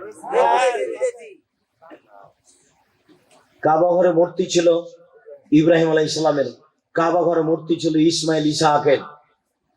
এবার বলো, যা আমি মূর্তি ভাঙতে জন্ম নিয়েছি, গড়তে নয়। বলো, আমি মূর্তি ভাঙতে জন্ম নিয়েছি, মূর্তি গড়তে নয়। কোনদিন গড়বো না। দেহে শ্বাস থাকাকালীন মূর্তি ছবিতে হাত লাগাবো না, অদাবদ্ধ। আমি মুসলিম চিরনবীর মরণকে করি না ভয়, মরলে শহীদ, বাঁচলে গাজী, আমার উভয় সমান, আমার শেষ ফল ভিক্ষা করে খাবো। ছবি মূর্তির গায়ে হাত লাগাবো না, আমার শেষ ফল আমি ভিক্ষা করে খাবো। প্রয়োজনে ছবি মূর্তির গায়ে হাত লাগাবো না। আমি ছবি মূর্তি ভাঙতে জন্ম নিয়েছি, গড়তে নয়। শুনুন, মহান আল্লাহ বলেন, ওয়াইলুল লিকুল্লি হুমাযাতিল লুমাযা, সামনে নিন্দা করে যারা, পিছনে নিন্দা করে যারা, জাহান্নামে যাবে তারা। বদনাম করে যারা, তারা জাহান্নামে যাবেই। হুযায়ফা রাদিয়াল্লাহু তাআলা আনহু বলেন, রাসূল সাল্লাল্লাহু আলাইহি সাল্লাম বলেছেন, লা ইয়াদখুলুল জান্নাতা কাত্তাত ওয়া ফি রিওয়ায়াতিন নামাম, বদনাম করে যে, চগলখড়ি করে যে, সে জাহান্নামে যাবে। এখানকার কথা এখানে লাগাই, এখানকার কথা এখানে লাগাই। এই হলো চগলখোর, এই হলো বদনামকারী, এ জাহান্নামে যাবে। আবু হুরায়রা রাদিয়াল্লাহু তাআলা আনহু বলেন, রাসূল সাল্লাল্লাহু আলাইহি সাল্লাম বলেছেন, তাজিদুনা শারল ওয়াজহে, বিচার মাঠে সবচেয়ে নিকৃষ্ট ঘৃণিত মানুষ হবে সেই যে ব্যক্তি ইয়াতি হাওলাইবে ওয়াজহিন ইয়াতি হাওলাইবে ওয়াজহিন, এখানে এক মুখে কথা বলে, ওখানে আর এক মুখে কথা বলে। এ হলো সবচেয়ে খারাপ। একই বলে দমুখা। আল্লাহ রাসূল বলছেন, মান কানা জাওয়াজাইনি ইয়াউমাল কানা লাহু ইয়াউমাল কিয়ামা লিসানান মিনান নার, দুনিয়াতে যার হবে দুইটি মুখ, আল্লাহ রাসূল বলছেন, দুনিয়াতে যার হবে দুইটি মুখ, বিচারের মাঠে তার মুখে হবে দুইটি আগুনের জিহ্বা। বলো তো যুবক, তোমার স্মরণে থাকবে কিনা যে গীবত করবে তার মুখে কয়টা জিহ্বা হবে? দুইটা। কিসের তৈরি? আগুনের তৈরি। দুইটা জিহ্বা হবে তার মুখের ভিতরে। তার অবস্থা কি হবে বলো? তোমার অবস্থা কি হবে বলো? তুমি তো গেছো, তোমার দাদার কথা বলি, 3 বার হজ করেছে। তোমার দাদার কথা একটু বলি, তুমি আর ওই আরেকজন দোকানের সামনে বেঞ্চে খুব বলছিলে, অমুক চেয়ারম্যান হারাম, আব্বত ওই এই লুটে খেয়েছে। আর ইতিমধ্যে তোমার দাদা এসে বলেছে, ঠিক বলেছিস তুই। তোমার দাদা কত বড় পাপী এটা আগে দেখাই। তুমি তো গেছো। তোমার দাদা খালি এসে বলেছে যে তুই ঠিক বলেছিস, আমার দিকে দেখো। আয়েশা রাদিয়াল্লাহু তাআলা আনহা বলেন, রাসূল সাল্লাল্লাহু আলাইহি সাল্লাম বলতেন, সাফিয়া সুন্দরী মহিলা, সাফিয়া ভদ্র বুদ্ধিমতী মহিলা। আল্লাহ রাসূলের একজন স্ত্রী ছিলেন সাফিয়া, ওই ইহুদির মেয়ে। তখন আয়েশা খেপে গিয়ে বলছে, হ্যাঁ ও একজন ইহুদির মেয়ে, ও তো একটা খাটো মেয়ে, এত প্রশংসা করেন কেন আপনি? তার যেমন বলা খাটো, তেমনি আল্লাহ রাসূল খেপে বলছেন, আয়েশা লাকা কুলতে কালিমাতান লা মুজাজাত বিহা বাহরা লা মাজাজাতু। আয়েশা তুমি এমন কথা বলেছো, আয়েশা তুমি এমন কথা বলেছো, এই কথা যদি সাগরে ফেলে দেওয়া হয় তাহলে সাগরের পানি ঘোলা হয়ে যাবে। যুবক তুমি আগে বলো, সাগরে কত পানি আছে, তারপরে তুমি বলো আয়েশা রাদিয়াল্লাহু তাআলা আনহা কি বলেছেন। বলো তো আয়েশা কি বলেছেন? খাটো। এবার বলো সাগরে কত পানি আছে, যার হিসাব মানুষ জানে না। বলো তুমি, শুধু খাটো শব্দটাতে যদি সাগরের পানি ঘোলা হয়ে যায়, তাহলে তোমার দাদা এসে বললো ঠিক বলেছিস, এটার কি হবে? বুঝাতে পারলাম না তোমাকে? তুমি তো সন্ধ্যা থেকে দোকানের সামনে বসে আড্ডা পিটছো আর মানুষের বদনাম করছো, তোমার তো চরিত্র গেছেই। তোমার তো জান্নাত পাওয়া খুবই কঠিন। তার মানে কার হাতে ক্ষমা নিবে? কয়টা লোকের কাছে ক্ষমা নিবে? কার বদনাম করলে দেখো তোমার অবস্থা। তুমি তো গেছোই, তোমার দাদার কি হবে সেটা দেখো। আর না হলে বুঝতে না পারলে আবার বলি, আয়েশা বলেছিলেন যে সাফিয়া খাটো, কথা বুঝতে পারেননি মনে হয়। তখন আল্লাহ রাসূল বলে, হ্যাঁ তুমি খাটো বলো, মানে তোমার এই খাটো শব্দটা যদি সাগরে ফেলে দেওয়া হয় তাহলে সাগরের পানি ঘোলা হয়ে যাবে। তাহলে তোমার দাদার কি হবে? বিপদে পড়ে আছো তোমরা, জাতি বিপদে পড়ে আছে। আনাস রাদিয়াল্লাহু তাআলা আনহু বলেন, রাসূল সাল্লাল্লাহু আলাইহি সাল্লাম বলেছেন, লা তুযুল মুসলিমিনা, তোমরা মুসলমানকে কষ্ট দিও না। ওয়ালা তুয়াইয়িরু, তোমরা মুসলমানের বদনাম করো না। ওয়ালা তাত্তাবিউ আওরাতিহিম, তোমরা তাদের পিছনে লাগো না। ওমা ইয়াত্তাবিউ আওরাতা আখিল মুসলিম, কেউ যদি কোনো মুসলমান ভাইয়ের পিছনে লাগে, ইয়াত্তাবিউ আল্লাহু আওরাতাহু, তাহলে আল্লাহ তার পিছনে লেগে যাবেন। ওমা ইয়াত্তাবিউ আল্লাহু আওরাতাহু ইয়াফজাহু আলাউ কানা ফি জাফরাহিহি, আর যার পিছনে আল্লাহ লেগে যাবেন তাকে আল্লাহ অপমান করেই ছাড়বেন, ও যদি তার বাহনের উটের পেটের ভিতরে ঢুকে যায়। যুবক তোমাকে বুঝাতে পারিনি, তুমি আর একটু ভালো করে বুঝো। তুমি যদি আমার বদনাম করো তাহলে তোমার বদনাম করবে কে বলো তো? আল্লাহ। এবার তুমি আর টিকতে পারবা না। যেহেতু আল্লাহ তোমার পিছনে লেগে গেছেন, তোমাকে আল্লাহ এখন অপমান করেই ছাড়বেন। তুমি যদি আমার বদনাম করার পরে তোমার উটের পেটের ভিতরে ঢুকে যাও, আচ্ছা মানুষ কি উটের পেটের ভিতরে ঢুকতে পারবে? আল্লাহ রাসূল কি বললেন শোনো, আল্লাহ রাসূল এইভাবে বললেন যে তুমি মানুষের বদনাম করার পরে কথার কথা তুমি যদি পাথরের ভিতরে ঢুকে যাও, আল্লাহ তোমাকে ওখানে অপমান করবেন। কেন? আল্লাহ সর্বশক্তিমান। তুমি যদি আমার বদনাম করার পরে আমেরিকা পালিয়ে যাও, তা আল্লাহ তোমাকে আমেরিকায় অপমান করে দিবে। কেন? এখন তোমার পিছনে কে লেগেছে বলো? আল্লাহ। এখন তার মানুষ নেই, কাজে তোমার অপমান সুনিশ্চিত। আনাস রাদিয়াল্লাহু তাআলা আনহু বলেন, মাররা বি রাব্বি, আমার প্রতিপালক আমাকে উপরে নিয়ে যাচ্ছিলেন, আমি মেরাজে যাচ্ছিলাম। আমাদের নবী বলছেন, ফামারার তবে কওমিন, অনেকগুলি লোক, আমি তাদের পাশ দিয়ে গেলাম। লাহমা ঝরমিন নহাস, দেখি তাদের লম্বা লম্বা নখ, হাতে এইরকম লম্বা লম্বা তামার নখ। এক বছর ওজুহাহুম, মুখকে এভাবে খামচিয়ে গোস্ত তুলে ফেলছে। অসদুরাহুম, বুককে এভাবে খামচিয়ে গোস্ত বাইরে তুলে ফেলছে। আমি বললাম, জিবরাইল মান হাউলাই, এ কি কথা? জিবরাইল এরা কারা? এ কি ব্যাপার? মুখের গোস্ত তুলে এভাবে খামচিয়ে ছুঁড়ে মারছে, এরা কে? তখন জিবরাইল বললেন, আহমাল্লাযীনা ইয়াকাউনা ফি আরাজিন নাস, এরা হচ্ছে ওরাই যারা মানুষের বদনাম করত, গীবত করত।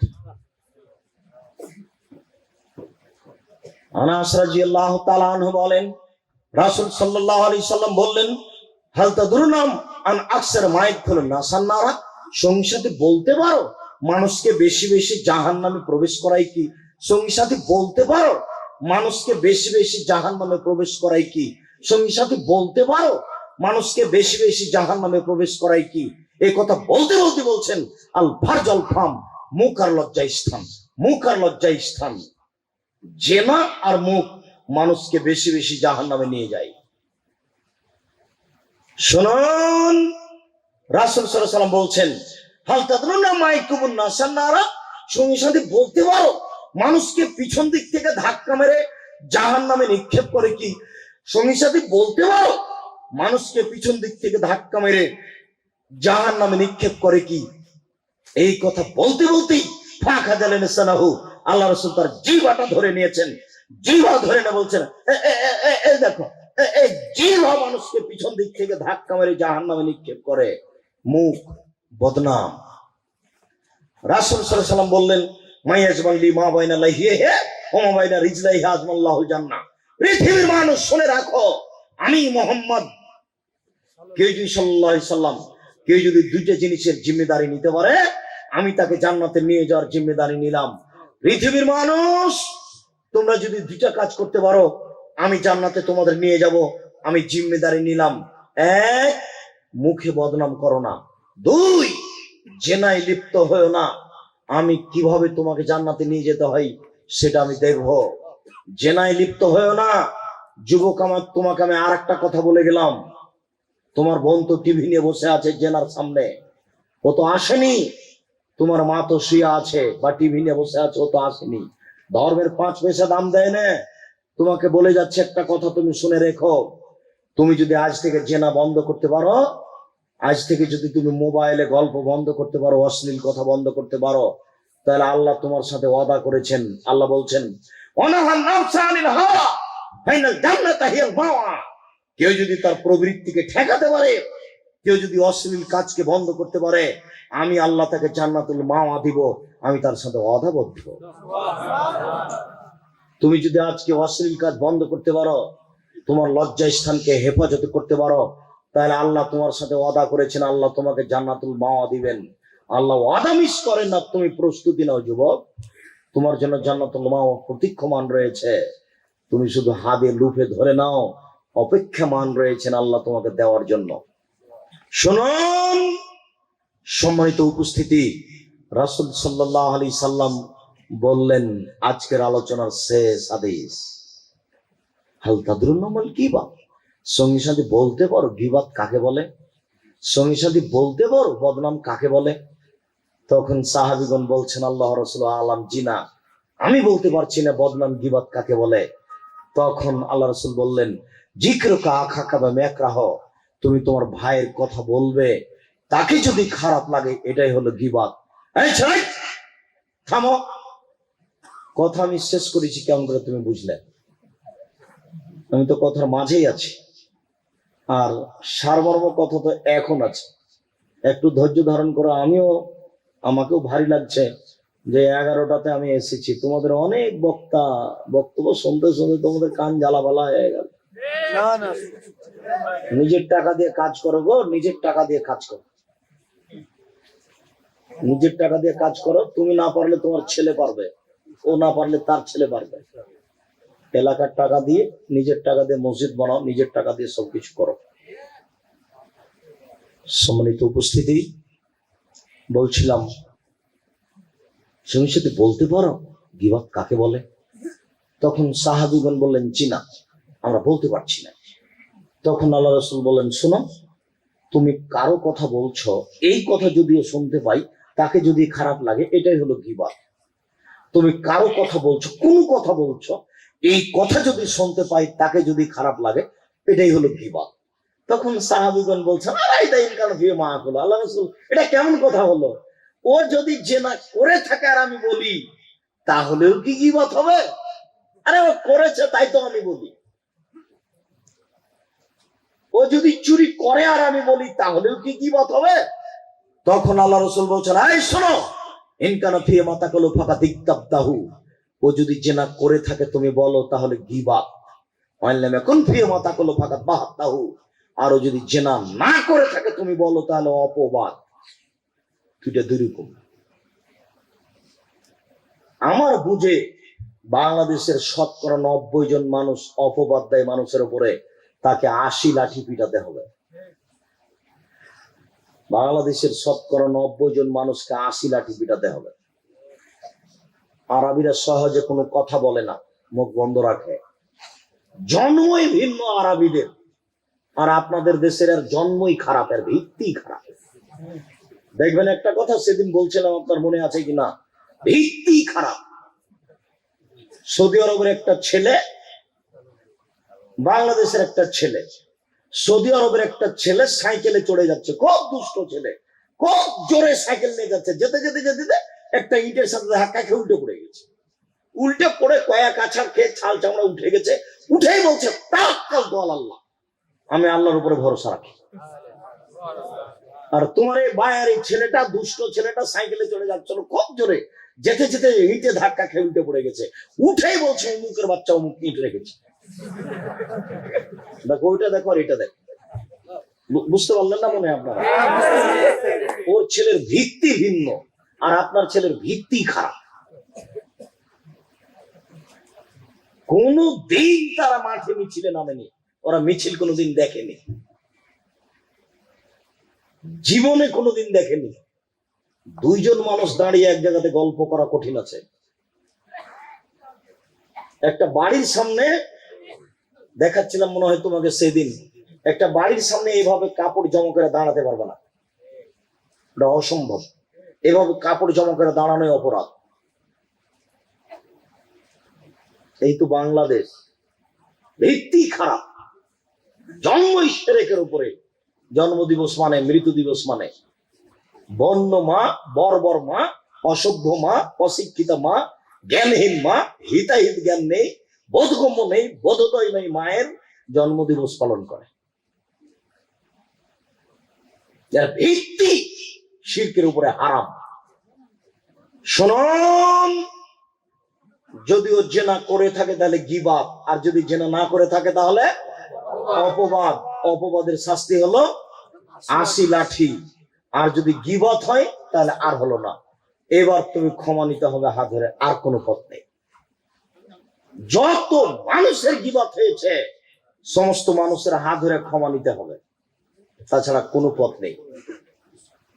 আব্দুর রাজ্জাক সাহেব, বক্তব্য আপনার বুঝেছি, শেষে আমাদের একটু বাঁচার পথ বলে যান, কিভাবে বাঁচা যায়। জি, আমি বাঁচার পথ আবারও বলে দিচ্ছি হালকা করে।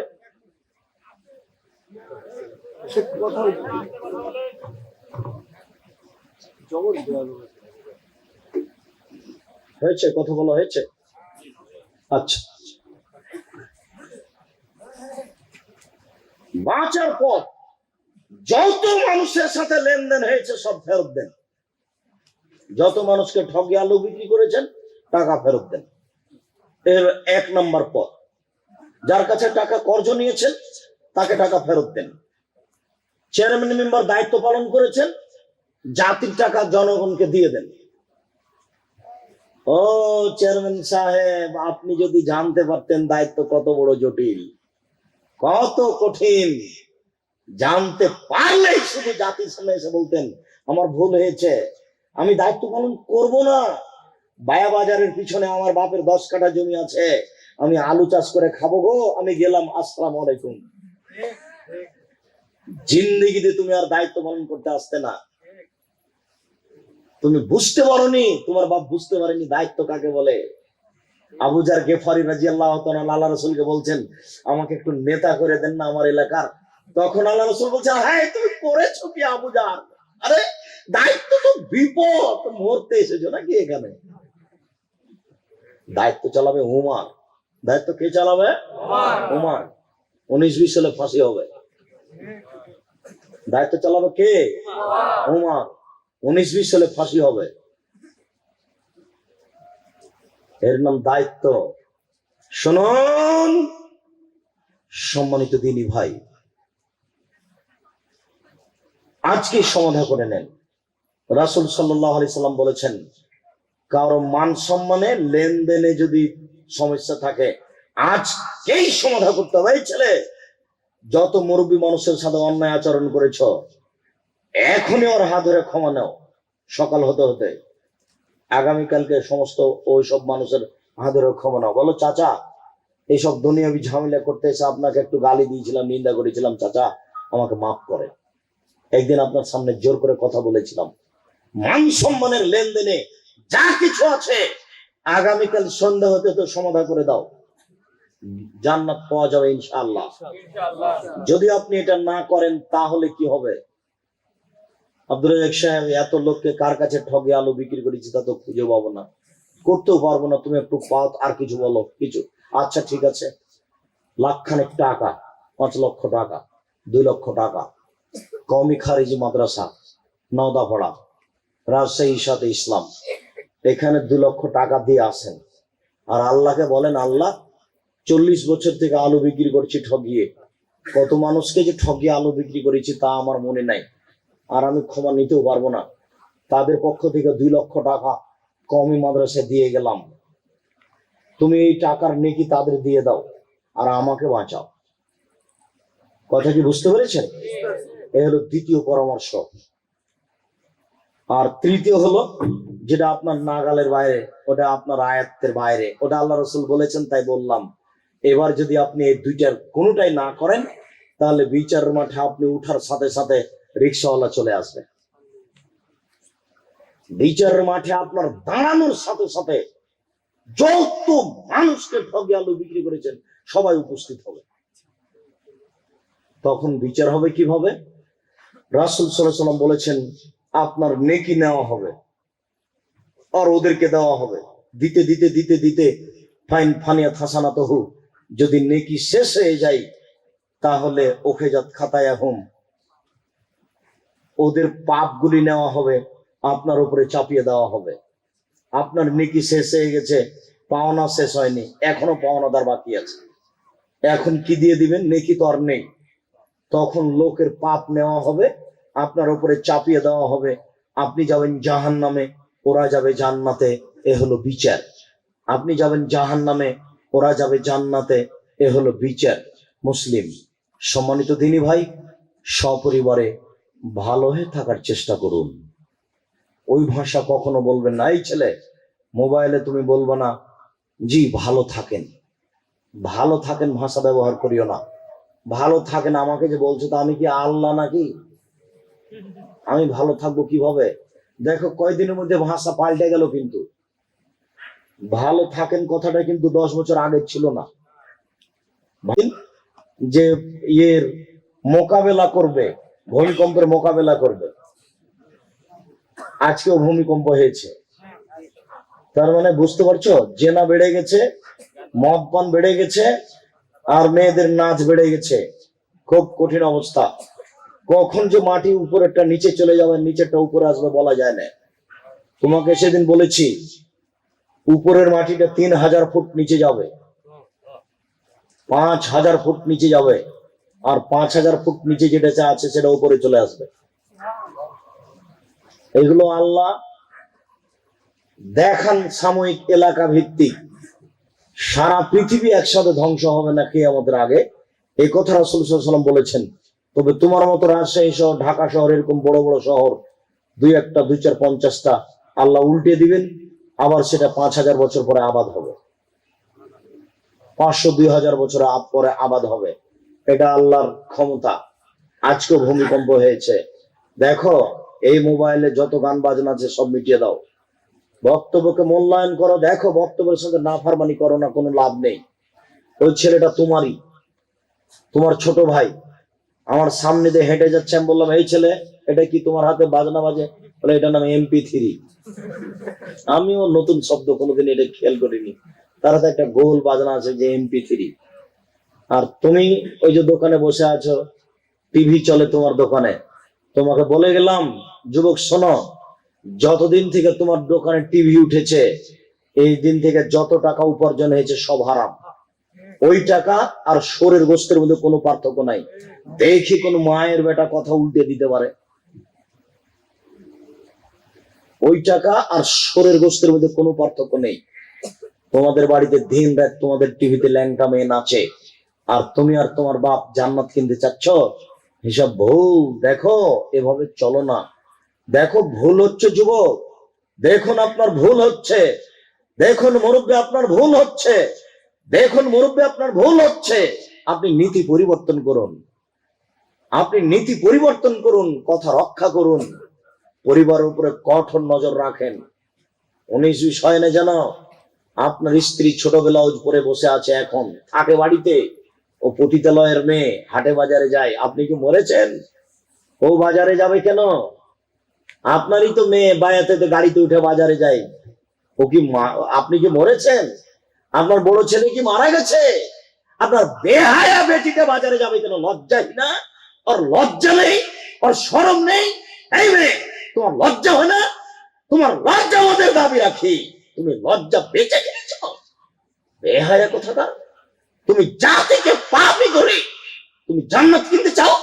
তোমার চোখ দেখলে পাপ হয়, তোমার হাত দেখলে পাপ হয়, তোমার পা দেখলে পাপ হয়, তোমার শরীরের অঙ্গ প্রত্যঙ্গ দেখলে পাপ হয়।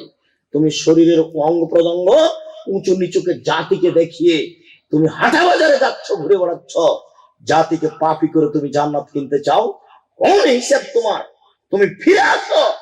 তোমার ফিরে আসার জন্য আমরা অনুরোধ জানাচ্ছি তোমার বাপকে, তোমাকে।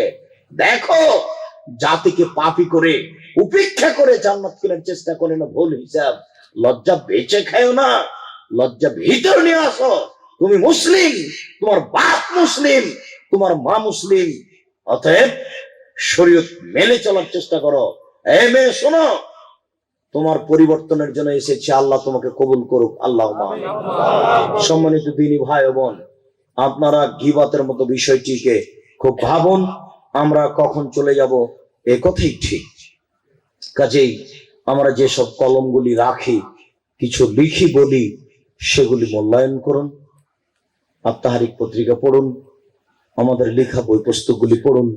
আমরা তো সাথে বই আনিনি, এখানে যারা নিয়ে এসেছে তাদের থেকে নেন, নাহলে কালকে নদাপাড়া থেকে নিয়ে আসুন। আমাদের অনেক বই পুস্তক আছে, বিশেষভাবে উপদেশ বইটি আছে। আমার জীবনের যা কিছু মুখে বলেছি তা আমি কলমে লিখে দিয়েছি, উপদেশ, এবং অন্যান্য বইগুলি সংগ্রহ করুন। এই বলে আজকের আলোচনা সংক্ষিপ্তভাবে এখানে শেষ করছি। সুবহানাকাল্লাহুম্মা ওয়া বিহামদিকা আশহাদু আল্লা ইলাহা ইল্লা আনতা আস্তাগফিরুকা ওয়া আতুবু ইলাইক। আসসালামু আলাইকুম। কয়েকটা জিজ্ঞাসা। পিস টিভিতে এক আলোচনায় আপনি বলেছেন, নবী করিম সাল্লাল্লাহু আলাইহি সাল্লাম বলেছেন, আলী কোন পূর্ব দিক থেকে এক ধরনের ইবাদত বান্দেগি আল্লাহ লোকেরা বের হবে, তাদের কাছে তোমরা কিছুই নয়। ইবাদত এখন দেখছি আমার বাড়ির পাশে এরকম ইবাদত শুরু হয়ে গেছে, আপনি বন্ধ করুন। এক শ্রেণীর নামাজ পড়া ব্যক্তিকে আল্লাহ রাসূল হত্যা করতে বলেছে। হানাফি মাযহাবের মসজিদে প্রথম জামাত হয়ে গেলে কেউ যদি দ্বিতীয় জামাত করতে চাই, তাহলে মসজিদের এক কোণে বা বাহিরে করতে বলে। জি না, সব জায়গাতে দ্বিতীয় জামাত হবে। কোন জায়গাতে হবে কোন জায়গাতে হবে না, এই কথাটা হারাম, নাজায়েজ, নোংরা কথা। এক মসজিদে একাধিকবার জামাত হবে, যেখানে সুবিধা। হাসরের ময়দানে প্রথম হিসাব নেওয়া হবে সালাতের। হানাফি মাযহাবের সালাত ও আহলে হাদিস আলাদের সালাত বিপরীতমুখী। যার নামাজ কবুল হবে তারটা টিকবে। হানাফি সাফি বলে নয়, যার নামাজ কবুল হবে না তার কোনো ইবাদত টিকবে না। অত বহুবার বলা আছে আপনাদেরকে যে নামাজ হতে হবে রাসূলেরটা সাল্লাল্লাহু আলাইহি সাল্লাম। হানাফি মাযহাবের ইবাদত বান্দিগি ও আহলে হাদিসের ইবাদত বান্দিগি পুরোটাই বিপরীত।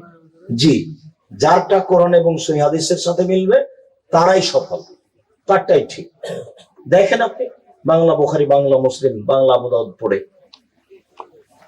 আবু সুফিয়ান মাওলানা আব্দুল খালেক, মাওলানা শহীদ নজরুল ইসলাম, তাদের তাফসিরুল কোরআন মাহফিলে যোগদান করা যাবে তা সঠিক তথ্য দিয়ে জানাবেন। যারা কোরআন হাদিসের কথা বলে তাদের বৈঠকে যাবেন, আমি কারোর নাম উল্লেখ করি না। আর যারা কিসসা কাহিনী বলে তাদের বৈঠককে বর্জন করবেন, তাদের বক্তব্য বর্জন করার চেষ্টা করবেন। হানাফি মাযহাবের প্রত্যেক মসজিদে ফাজাইলে আমল, মুনতাখাবুল হাদিস, জি না, এগুলো হবে না। সব মসজিদে চালু করতে হবে হাদিসের দার্স, বুখারী বা রিয়াজুস সালেহীন, যাতে কোনো জাল জয়ীফ হাদিস নাই। বাকিগুলো সবে ভুল ত্রুটি আছে। ফাজাইলে নিসাবে তো অনেক মিথ্যা কথা। সবারই চালু থাকবে হাদিস, তাহলে আর কোনো কারো আপত্তি নেই। হাদিসে কিসের দার্স হবে? মসজিদে কিসের দার্স হবে? হাদিস। এক নম্বরে বুখারী, বাস। দুই রিয়াজুস সালেহীন।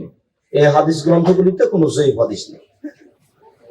আমরা জানি অজুর শুরুতে ও শেষে দোয়া আছে, কিন্তু হানাফি মাযহাবের মাওলানা বলেন অজুর প্রত্যেক অঙ্গের আলাদা আলাদা দোয়া আছে।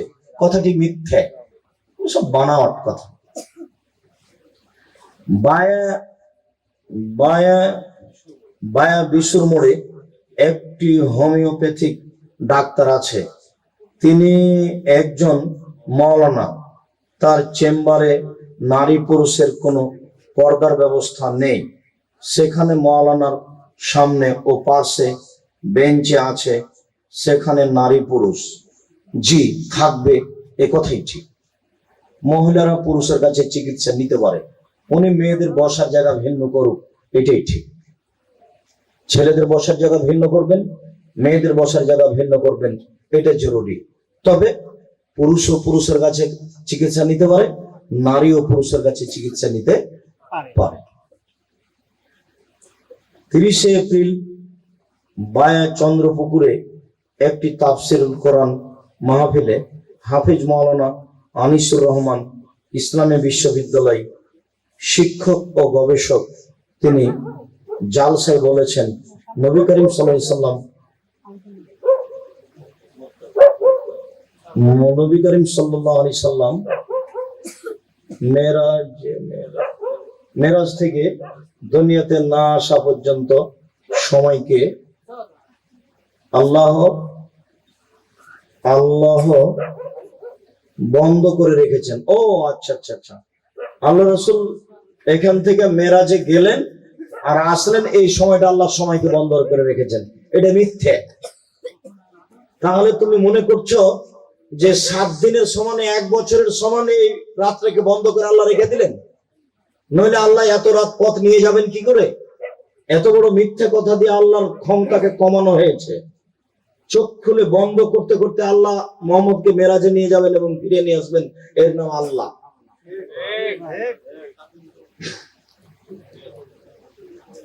রিক্সা, অটো, মাইক, বিভিন্ন যানবাহনের লটারি টিকিট যদি লেগে যায় 40 লক্ষ টাকা, সেদিন বলেছি 10 টাকাতে লটারি কিনে হজ করে এই পাপ ক্ষমা হবে না। তওবা করে বলতে হবে ভুল হয়েছে, আল্লাহ মাফ করো, জিন্দেগিতে আর কোনোদিন লটারি ক্রয় করবো না।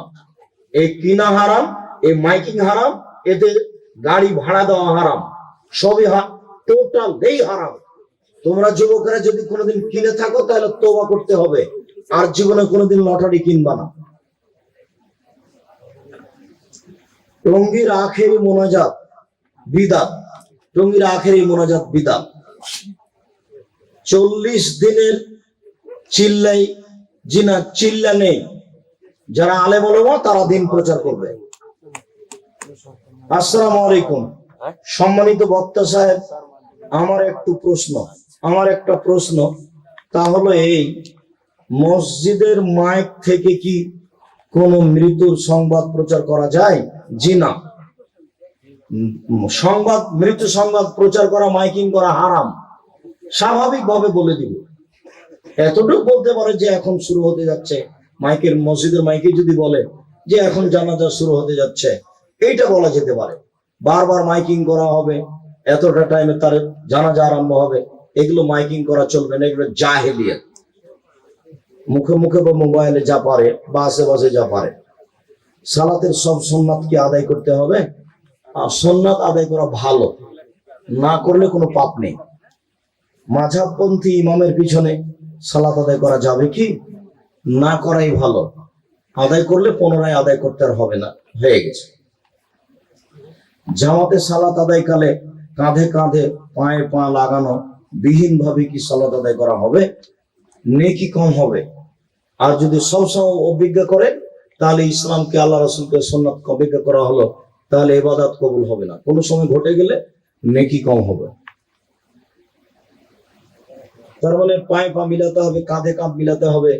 একাধিক হাদিস, প্রত্যেকটা হাদিস গ্রন্থে আছে। বুখারী, মুসলিম, আবু দাউদ, নাসাই, তিরমিজি, ইবনে মাজাহ, বাইহাকি, দারমি, দাইলামি, দারকুতনি, মুসলিম, সাহেব, ইবনে হিব্বান, ইবনে আওয়ানা, মুসনাদ হাকিম, মুসনাদ বাযার, মুসনাদ আহমদ, পৃথিবীর সব গ্রন্থে আছে। প্রাচীরের মতো দাঁড়াতে হবে। বর্তমানে বিভিন্ন ইসলামিক মাহফিলে যে পদ্ধতিতে দান আদায় করা হচ্ছে, আদায় করতে পারে খোলা মাঠে, কিন্তু আর যে দান করছে তার জন্য বলতে হবে আল্লাহুম্মা সাল্লি আলাইহি, আল্লাহুম্মা বারিক আলাইহি। এর ছাড়া কোনো ভাষা চলবে না। যারা 20,000, 25,000 এরূপ টাকা নেই, বক্তব্য দেয়, তারা কি ঠিক করে? জি না। যারা চুক্তি করে টাকা নিয়ে বক্তব্য দিচ্ছে, তাদের বক্তব্য শোনা জায়েজ নয়, তাদের বন্ধ করতে হবে।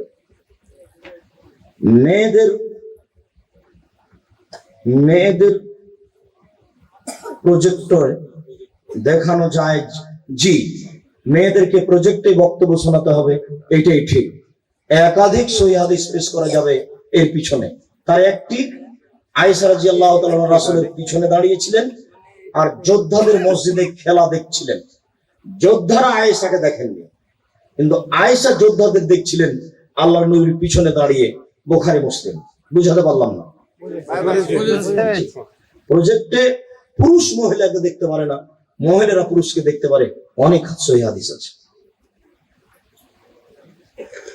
জাতীয় ভোট কোন দলকে দিলে মহিলাদের মুখের পর্দাটির বিষয় জানাবেন।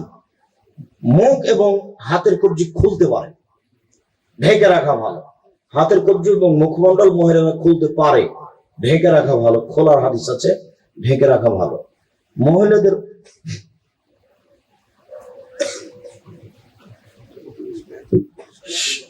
সাইদি সাহেব কি সব